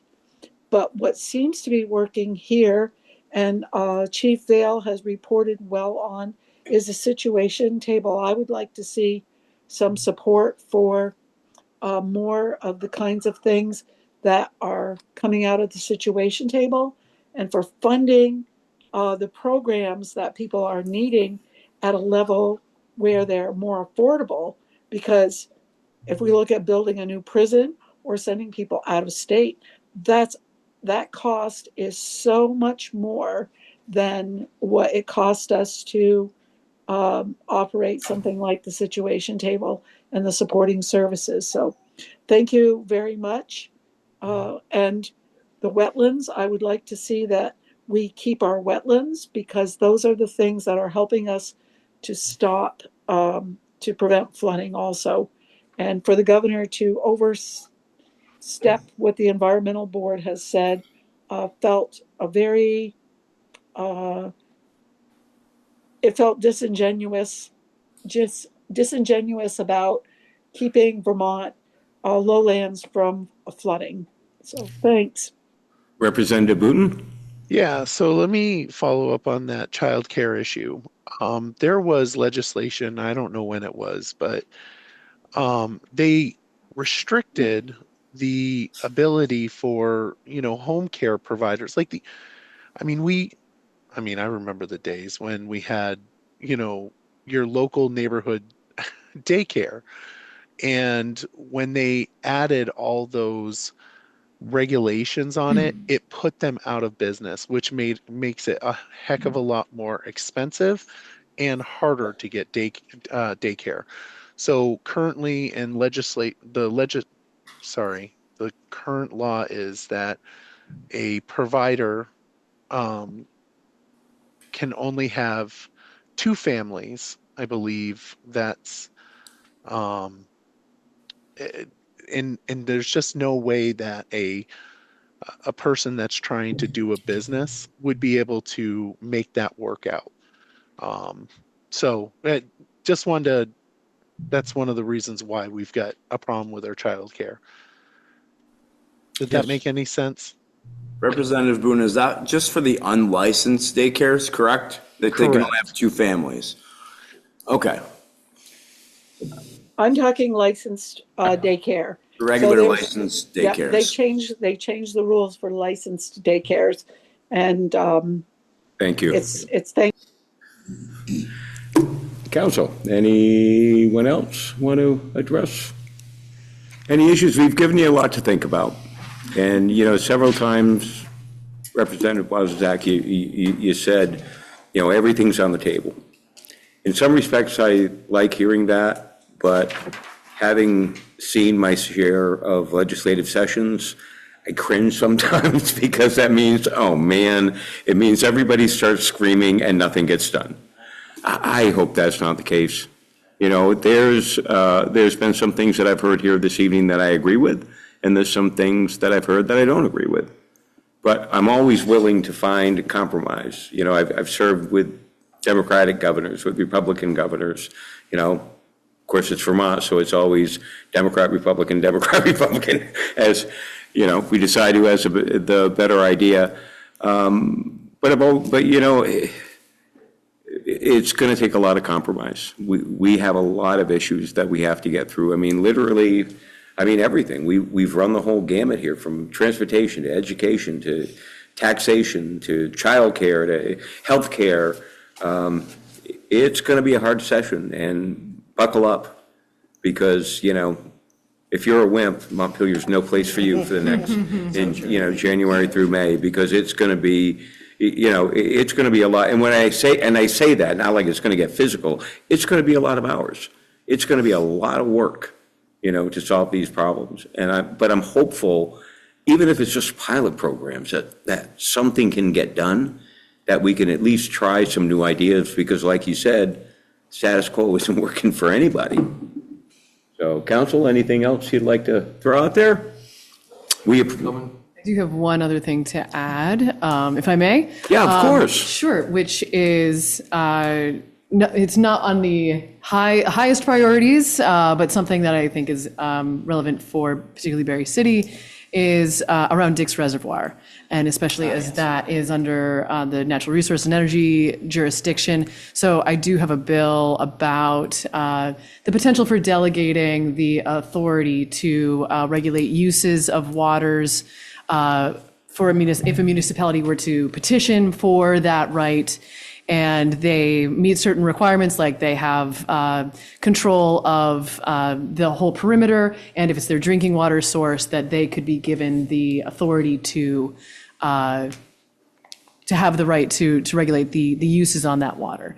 In addition, just in the conversations that I've had with the Commissioner of Fish and Wildlife, thinking about the fishing tournament application and how that might be changed to not tempt trespass. So anyway, just a flag. It's not the biggest of deals, but wanted you to know that is, it was brought to my attention. It's on my radar. And I guess I would also say one other thing, just so you're aware of our deadlines. Our drafting deadline for requesting bills, actually, I assume it's the same for the House, was December 1st. Did you have December 1st?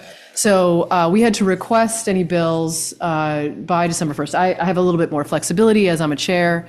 However, having this conversation even earlier is useful, because there's been a lot of really excellent ideas here, and I'm really grateful to have this conversation. I love these kinds of meetings. It always gives me a lot of ideas and things to potentially pursue. But the more time that we can have to have this conversation and let those develop and percolate and get worked, get the details worked out, the better chances that we have to make those things a reality. So just also want to express my appreciation. So I interrupted, but thank you. Thank you. Is that potential bill on something defined on your website that I could read? It's not up Yeah. yet. I will have a draft of that. That's very important, what's going on Yeah, with that. fair enough. Right. So, that's an interesting idea. I don't have any of the bills that I've drafted posted somewhere, but I think that could be that's a very interesting idea. I like that. You could have people on both sides until they read what exactly is. Oh, absolutely. No, for sure. So that people could see the language.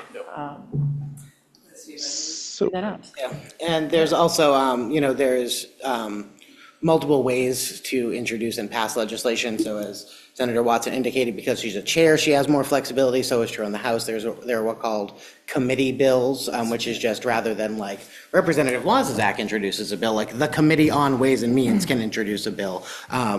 Just because that absolutely valid point, and more lead time is always better. But just because that one deadline has passed does not mean that our options in terms of legislative vehicles has stopped. Like there's a million different ways to do this thing. A bunch of stuff that was introduced in last year's big flood bill ended up passing as part of the budget, and just didn't. So there's many Right. ways. We can always attach things. Yes. Yeah. And then it gets more bulbs tacked on than a Christmas tree. Christmas tree. I love a Christmas tree. It brings Representative presents and Booten? happiness. Yeah, so I will have a companion bill to yours regarding the Dix Reservoir. I've already got it out there. I think it was based on the 2017 Hooper introduced bill, which I'm sure you remember. Do you remember? Because you were mayor then, right? The one Hooper. Are we Mary. talking about Mary Hooper. Oh, no. It was Representative yes, Hooper. I do remember that. I do remember It that. was not Yes. well received, but And was maybe that we also can get with it Warren through. Kitzmiller? I would have to go back. It was Yeah. or 17, but I do have the bill drafted up. We should connect about that. Thank you. Okay. Again, thank you. Appreciate your time. I'm sure we'll be seeing more of you in the next 4 to 5 months. Look forward to it. Thank you. Happy holidays to both of you, if I don't see you. Thank you. Council, we'll move on to item 8E on the agenda. This is the flood resiliency plan update. And I believe we're reviewing the buyouts up? Correct, yeah. Okay, perfect. Councilor Gusson, did you want to intro, or do you want me to just jump into it? You know what? There's not much to intro. I usually just vamp in order for you to get the PowerPoint up, so go for it. All right.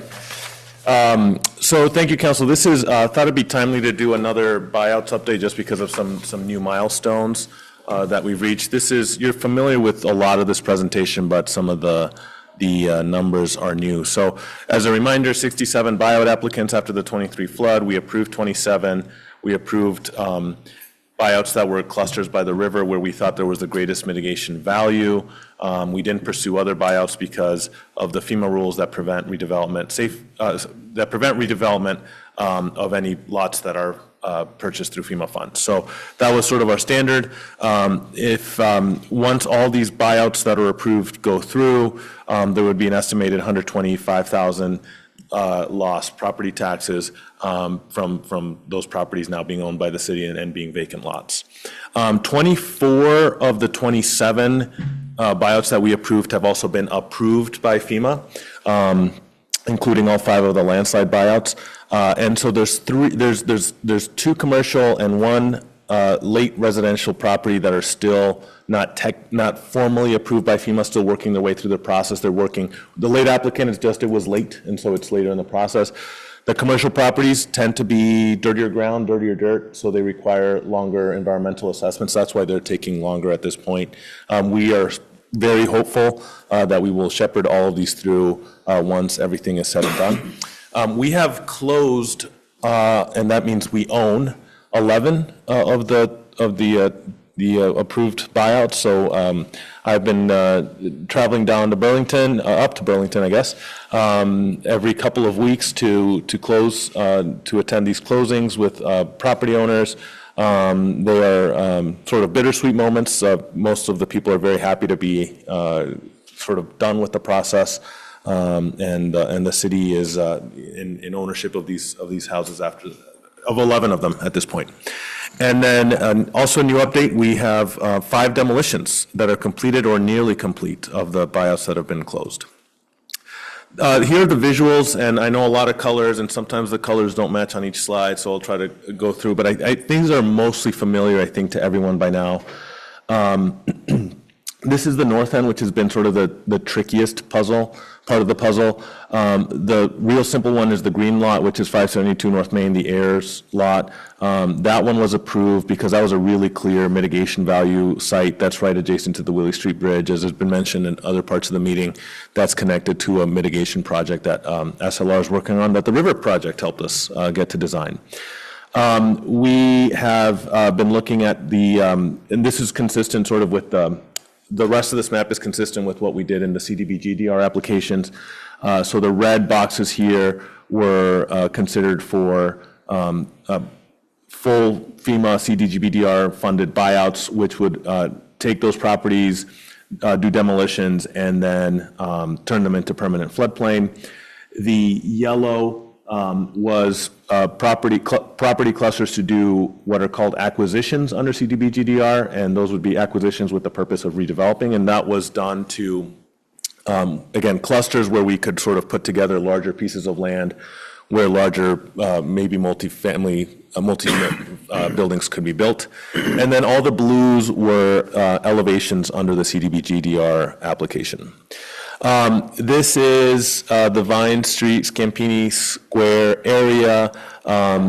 So we've now introduced a new color here, which is closed buyouts that have closed already. And so you can see that we've already closed on quite a few in this neighborhood. We have quite a few pending. Actually, I think 15 Scampini will be the next to go on this list. They are furthest along in the process. So very shortly, we should own that entire strip right along the river. You can see here 2 of these properties off of West 2nd are 2 of the ones that are still lagging. These are commercial, and so they require longer environmental assessments from FEMA, and so they are further behind the process. This is Gunner's Brook area. We have one buyout here that has been closed, which is the building that you may also remember was subject of a fire a couple years ago. So that was sort of a double whammy for that building. But it is now ours, proud owners.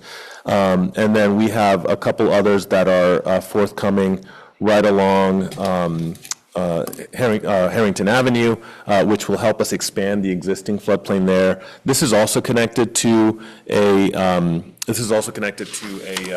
mitigation project that is going to expand the floodplain and redesign the debris wrecks in that neighborhood.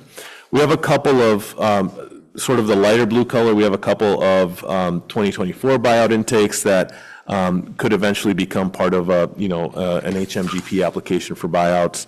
Those came in after the 2023 flood, but they are sort of compelling due to their location. This is off of River Street and Granite Street. The two properties, the last one actually I closed on was the 27 River Street that closed on Monday. We already closed on 23 River Street, and we have a couple more that are pending there as well. The Desro lot is also moving along, and as you heard earlier, also part of some really exciting planning around some river access right there at that location. The landslide buyouts all have closed. These were the first that the city council approved. These all became pretty clear to us. Several of these became pretty clear to us right away because the homes were either demolished or nearly demolished. And then Pike Street, I think you're all familiar with that giant seam that was right above it. Courier Street was a trickier one. We had to do some geotechnical work here, but it also came back that any mitigation was going to be very prohibitive. So at our recommendation, the council approved all of these really early on, and that's why they closed really early on as well. Of course. Yeah. It's to be assumed that no one is living in these houses or squatting in these properties. There was one person who was living in one, and I believe there's one of the River Street residences is also occupied at this moment. That is not closed. But they are, the city, once we take ownership, and I notify everyone that we've closed, basically, as I'm driving down from Burlington, we have somebody from Public Works and the police department going to secure the property. We install a no trespassing sign. We board it up just for security perimeter and, so there's no liability or anything of that nature. So there's been one property where there was someone still physically there. And I know there's, I believe on River Street, somebody still living just because they don't have another place to live at this moment until they close. So. And then this is just a visual for you of some of the other, some of the other properties that weren't bought out. They're sort of scattered throughout the city, and just wanted to give you a visual of where they are there. As you can see, some of them were near the river but not clustered, and so they weren't pursued. This is the newest part of the update for this meeting. We have 3 demolitions that are completely done, and that's 25 Oswald and both houses on Pike Street. Those were, the Oswald was the trailer that was sort of cut in half, and then Pike Street was the houses that had the seam right above it on the old rail path. We have 2 that are underway and nearly complete. I mean, very, very close to complete. In fact, they might be complete now after I wrote this PowerPoint. But that is 106 Courier Street, which the structure has been removed and the foundation was the last thing left, and they were working on that. And 23 Vine Street, same thing, structure gone, foundation work underway, and the backfill was going to be scheduled. The demo began on Scampini, and this one actually might also be moved up to the complete. I haven't had a chance to go by, but the demolition was scheduled to begin there on December 4th. So this could also be done at this point as we're speaking. And then 23 River Street, the abatement was complete, the house has been cleared, and demo was supposed to begin yesterday. And so we will have some I don't think this one went through because I don't think we had the lane closure, but that one is coming up very, very, very quickly as well. So they're moving very quickly. There's one on deck on Harrington, as I mentioned, that's also closed, that is getting the pricing underway, and that will be sort of the next one to go. I will say that it took about 3 months from the first closing to the first demolition, but as you can see from this schedule, the pace of the demolitions has quickly accelerated. We're far inside the 3-month period for some of these, between the time they close and the time that they're getting scheduled. So this is all done by the state. The state hires the demolition contractors. We basically give them the demolition permit. We do some paperwork. We sign some forms. We coordinate with them about lane closures. They coordinate with us about making sure, for most of these, the utilities have been shut off for some time. But really the state manages this process for us, which is great, less of a workload for our staff. So that's it, that's the update. I thought it was worthwhile now that we were getting sort of to that next stage, which is demolitions, for you to see sort of where we are. And generally speaking, as I mentioned, the pace is picking up. There's no closings scheduled at the moment, but those also tend to come in bunches. And so I'll expect that as soon as some next round of appraisals are done, we'll get another couple of closings done. And the demolitions will presumably continue throughout the winter as the contractor is able to be here. So thank you. Any question? Okay. Thank you very much, Council. We'll move on to item 8F on the agenda. This is to approve the fiscal year 27 budget survey. The manager changed the survey based on the suggestions and recommendations of council. Motion to approve would be in order. So to start. moved. Thank you. Is there a second? Moved and seconded. Discussion or comment? Yes. I have a couple of things, and I am sorry to do this to you now. Have we considered the reading level of this survey? I haven't considered it. And the only reason I ask is because as I'm reading it, I'm wondering if it is a little intimidating for people who might be reading at a different reading level. I think generally you shoot for like 6th grade, I think. That's what I've heard anecdotally. I haven't. I did run this by some people around the office just to sort of get a read on it. I didn't get any pushback, but then again, the reading level probably higher. So the answer is I don't know, Counselor. Okay, so I bring that up because one of the questions I had was, like you, on page 5 of 6, I guess, it says the city has many accumulated capital improvement needs. That's a lot of big words. And so, like, I'm just thinking about how does that, I mean, when you read it, then you read what is it, what does that mean? What are the following infrastructure categories? But it almost feels like we need to make sure that the people who are answering it don't feel intimidated by the survey, because I want to make sure that we are getting as much feedback as we can. So I'll just give you that. Yeah, I can. Well, you could cross out accumulated. It's going to read the same. Well, The question would read the same. The other thing you could do is honestly just copy the whole thing, throw it into ChatGPT and ask it to give you a survey exactly the same with the 6th grade reading level and see what it says. Yeah, I can see do what that. it spits out. The other thing that I just have a couple of like just logistical questions on page 3 of 6. Understanding we have limited resources, what services do you believe the city should do more of? Can we choose all? Do we only choose one? Do we rank them? This is a checkbox option, so this would give you the option to check all of them, or check none of them. So if someone checked all of them, does that help us? It would tell us that someone is willing to pay as much as necessary for all of those things. So we can place a limitation on it, but as it is designed now, it would allow someone to select them all. Okay. Similar question on page 5 of 6, which is, it's also checkbox, and so I was wondering if it was rank. You say top 3 flood mitigation, so can they only check 3? Yes, it should be set up that way. Okay. Yeah. And then at the bottom of that page, which of the following services would you be willing to pay higher taxes for? Is that just choose one, or is that choose all of them? This is a potential to choose as many as you want. And then the last square there, should that say other, and then you can fill in, or it's So that, blank? I think that's just a formating error. It just. Oh, it none jumps of the to some above. I following see page, it. and says Okay, none of okay. the above. Okay, and that's it. Thank Okay, you. perfect. I can make some wording changes. That's pretty simple, so I can, I'll throw it in ChatGPT and see what we get back.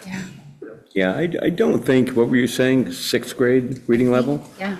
Yeah, but I don't think you'd see, I don't think you'd get that many changes. I mean, maybe, like I said, what was the question you cited on page 5? Accumulated capital improvement needs. Well, you could, but you could wipe out accumulated. City has many capital improvement needs. Yeah. I think, okay, so we'll try it. Yes. I might suggest, as someone who teaches a lot lately in middle school and elementary, that the change of capital improvement might just need a definition, because those that have that reading level wouldn't understand what a capital improvement need would be.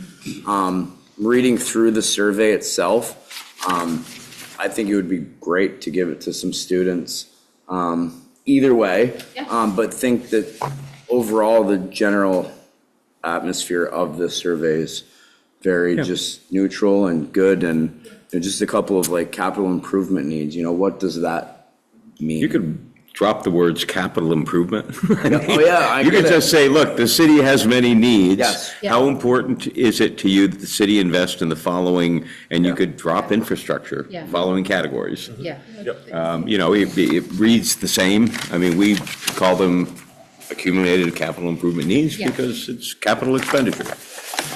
The only other comment that I would make is that when we say understanding we have limited resources, and that what services do you believe the city should do more of? It might make sense to say, I mean, elsewhere it says, where would you pay more tax? What would you pay more taxes for? It might just say, understanding that funding all of this will raise your taxes. What do you want? Yeah, I mean, part of it is to ask the question sort of in different ways to get at like different things. But I think I think you're right, Counselor. It's sort of in that vein, but trying to get at it from a different approach. Okay, that's fine. I mean, and that's valid. I just, it's just if you're looking to make sure that that everybody who takes this survey understands what's being asked. Sometimes I've had a lot of experience with community surveys in churches where you say, what do you want to do? And everyone says, we want to do everything. And then you say, well, what do you want to do? What do you want to help with? And they're like, oh, no, not that. So, so that you learn to ask, where are you willing to put your energy or your money? And you're looking to have this, drop dead date? When I looked at the calendar, I think based on when the council meetings were falling, we were going to have this expire sometime in mid-January. I think the council meets on the 27th, so I think we're going to end it around the 21st we were aiming for, so that we have a couple of days to compile the results and get something for the council to look at at that point. So I'm going to ask the council to give the manager the latitude. I mean, he's heard the feedback. Let's push this thing out so that he's not coming back to the council again looking for approval. So do his best, get it pushed out so that, because, you got to remember, you've got, holidays and in between there. So we're not giving people a whole lot of time to respond. And last year, I think we had 400 respond. 300. Yeah, which, wasn't bad. Yes. I remember Byrne had a great idea if we could put people, if they wanted to tell us who they were and be entered in a drawing so they could hold one of the golden shovels or something. I don't know, but I think it's a great idea to see if people would be, if we could encourage more people. I don't know what the incentive would be, but. Not lunch with me. That'll discourage. Well, no, but I'm trying to think, what is something that we could give someone? Maybe it's a pass to the pool. Maybe it's a free skate at the BOR. I don't know, but what? Free oil change. What would be the incentive for lunch with Nicholas? But why would we want to know their name? So that, because if they won, if could they contact wanted them. to, they could win whatever the incentive is. I think Just what- to try to encourage more people to participate. I think all we really need is an email, so I can One-on-one just do an hockey email. game with Nicholas. Yes, there you go. We want to encourage. Yeah. All right, sorry. You want something could do easy, that. get them in a batting cage. Amy, did you have a question? Oh, just a quick comment on the accessibility thing. I think rather than using an AI tool, like if you want a readability score, use an actual readability score tool. And I think some of them are built into like Microsoft tools. I'm not a fan of AI guessing. I can't remember how the survey was distributed last year. I think even more so than the accessibility might be like, if there's some standard statement that could be like, if you need help taking this survey, like maybe somebody needs it in print instead of computer, or some kind of accessibility services, large format print translation, that kind of thing. And I know it's not practical to offer everything, but maybe Vermont League of Cities and Towns or something could have some guidance on like a statement or some services. There are some state services, some state contracts for that sort of thing. And sometimes for state documents, it's not that I'm a state employee and it's not that we have to translate absolutely every document into every possible language, but sometimes it's just having a note on there like, hey, do you need help, participating in this somehow, and some kind of contact number for it. Not that you have to offer every option up front, but maybe there's like, hey, do you need help taking this? Because maybe somebody needs it in print instead of online. Yeah, for print, I know last year our main source for that was the library. We sent this right over to Kristen, and they printed out several copies, and I think we got back, maybe 12 to 15 or so from them. So that was really, really helpful. And we had copies available here at City Hall at the clerk's office. So we'll certainly make sure that this will also go out via Regroup, which is the easiest way, right? We'll send it to Regroup. They'll get a link. They'll go right to the website. If they have a phone, hopefully it'll guide them right to their browser, and they can hopefully do it right on the spot. So. Thank you. Okay, moving on to item 9, upcoming business. Council, is there anything you would like to see on a future agenda? I mean, right now I am waiting for the final release of the CDBG-DR awards, which will be tomorrow. I think, are you going? I will be there. Yeah. Any of you want to go? That's noon. I think they moved it to the State House, didn't they? They did. Yeah, so that got moved. It was originally so it's actually at the State House. So the governor will be making those awards, and then obviously short time after that, we'll get the grant condition, the formal grant notice and conditions. So we're waiting for those, waiting for round 2 of CDBG-DR. And let's see, I got the memo. There's a couple of holidays this month, so I did get that memo. And then we're in legislative session, when, for me, things really heat up, because that's when I get a call in the morning saying so-and-so's down here, and Barre City could be hurt like this, and you run down to the State House and testify why they shouldn't do it. So I don't have a whole lot on my agenda coming up in December. And I'll just let you know for next week, it'll be your first chance to have a meeting with Christina Kimball, our finance director. She's going to come in to do a year-to-date update. Yep. You'll be spending a lot of time with her, as you know, in the next couple of months. So I wanted her to have a chance to share with you where we stand now, and then so that when we do start the budgeting process, you've had a chance to meet her. And really excited to have you see why we're so happy that she's here. So she'll be here next week for that. Yes. Just, there are 2 people who would like to be confirmed to the. Yep. They're on the schedule. Yeah, good. Their next meeting. Good. Yeah, next week. Roundtable. Counselor. Man, what a great time at Christmas for kids. Seriously, between the coin drop, freezing my tail off, dancing around with, Councilor Bergeron and Officer Fleury and, Mr. Mayor, and even the governor stopped by. That was a blessing. And then we were able to raffle off a TV and do a 50-50 raffle at the Battle in Barre that Saturday evening. Mr. Mayor, I'm sure you have the total on that, and I won't spoil it. Tick over 18,000. I had said it early in the meeting before you arrived. All right, so over $18,000. Just a great opportunity to be involved and make sure that every kid can get a Christmas. Secondly, Spalding Hockey will be at the BOR on Saturday for their opening afternoon, we'll call it. I think the first game's at 3, second game's at 5. It's a doubleheader, girls and boys. You can also catch that for free on cvtsport.net. It's a local service that Carl Parton provides. So just really excited for the change in sports seasons. Got basketball going on, hockey going on. Spalding's got a wrestling tournament, I believe, next week as well. So really great opportunity for people to get engaged in the youth of our community and what they're doing. Councilor Hildgardner. Just wanted to report that the benefit concert, which was part of the reason why I wasn't able to be at the coin drop, that I participated in with Cameo Baroque at St. Mary's in Northfield, was a benefit for Central Vermont Habitat for Humanity, and we raised over $1,700 for them, and they're doing great work in both those communities. Fantastic. Councilor Bergeron. I too had a good time Saturday morning with Councilor Deering and Mayor Lozon. And your hat. And my hat, which Mayor Lozon referred to as a dead raccoon. I want to thank all the people that either helped on that or made donations. I mean, it was cold. It was about 4.5, 5 hours, but it was worth every bit of it. And then Sunday night, I met with Ed Roos from the Rotary Club up at the BOR. The Rotary Club is running the concession area, and they're looking for people to help, to volunteer.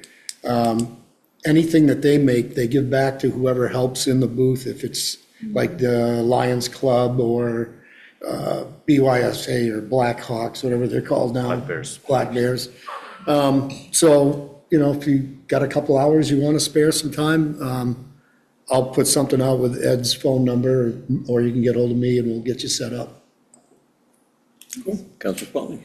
I mentioned that I went to the Queer Art Fair, Craft Fair on Saturday. I volunteered for a couple hours and it was very cold. I was standing in the shade, not in the sun, and it was very chilly. But the thing I wanted to say was it was amazing how many people came into town. I don't know if anyone was, I walked into Espresso Bueno first thing in the morning and the place was absolutely packed, not a place to sit.